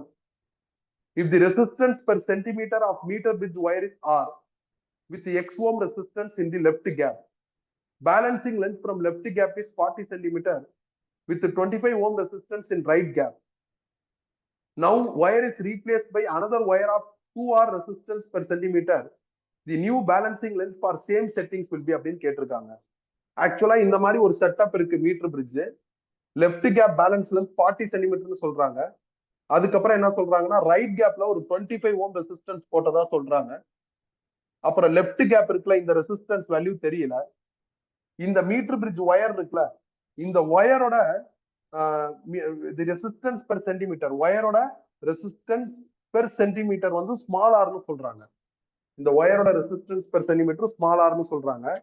இப்ப திடீர்னு ஒயரோட ரெசிஸ்டன்ஸ் பெர் சென்டிமீட்டர் 2R மாத்திட்டாங்க. இந்த ஒயரோட ரெசிஸ்டன்ஸ் பெர் சென்டிமீட்டர் 2R மாத்திட்டாங்க. அப்ப இந்த பேலன்ஸ் லென்த் என்ன ஆகும்னு கேக்குறாங்க. மாறாது. நீங்க இந்த லெஃப்ட் கேப் ரைட் கேப் ரெசிஸ்டன்ஸை மாத்தினாதான் பேலன்ஸ் லென்த் மாறும். நீங்க இந்த ரெசிஸ்டன்ஸை மாத்தாத வரையும் பேலன்ஸ் லென்த் என்ன ஆகுதுன்னா மாறவே மாறாது. மீட்டர் பிரிட்ஜ் ஒயர் நீ என்ன ஒயர் வேணாலும் எடுத்துக்கலாம். குண்டா இருக்கிற ஒயர் எடுத்துக்கலாம், ஒல்லியா இருக்கிற ஒயர் எடுத்துக்கலாம். லெஃப்ட் கேப் ரைட் கேப் ரெசிஸ்டன்ஸ்ல வச்சுதான் பேலன்ஸ் லென்த் இருக்கு. மீட்டர் பிரிட்ஜ் ஒயரை வச்சு பேலன்ஸ் லென்த் என்ன ஆகாதுன்னா ஜெனரேட் ஆகாது. ஸோ அதனால நீ ஒயர்ல என்ன மாற்றம் பண்ணாலும் மீட்டர் பிரிட்ஜோட பேலன்ஸ் லென்த் மாறாது. ஸோ அவ்வளவுதான்ப்பா, 37 வரையும் முடிச்சிருக்கோம். ரிமைனிங் அடுத்த கிளாஸ் பார்ப்போம்ப்பா, கம்மிங் வீக் பார்ப்போம். ஏதாவது டவுட் இருந்தா எனக்கு வாட்ஸ்அப் பண்ணுங்க. இப்ப நீங்க லாக் அவுட் ஆயிக்கலாம்.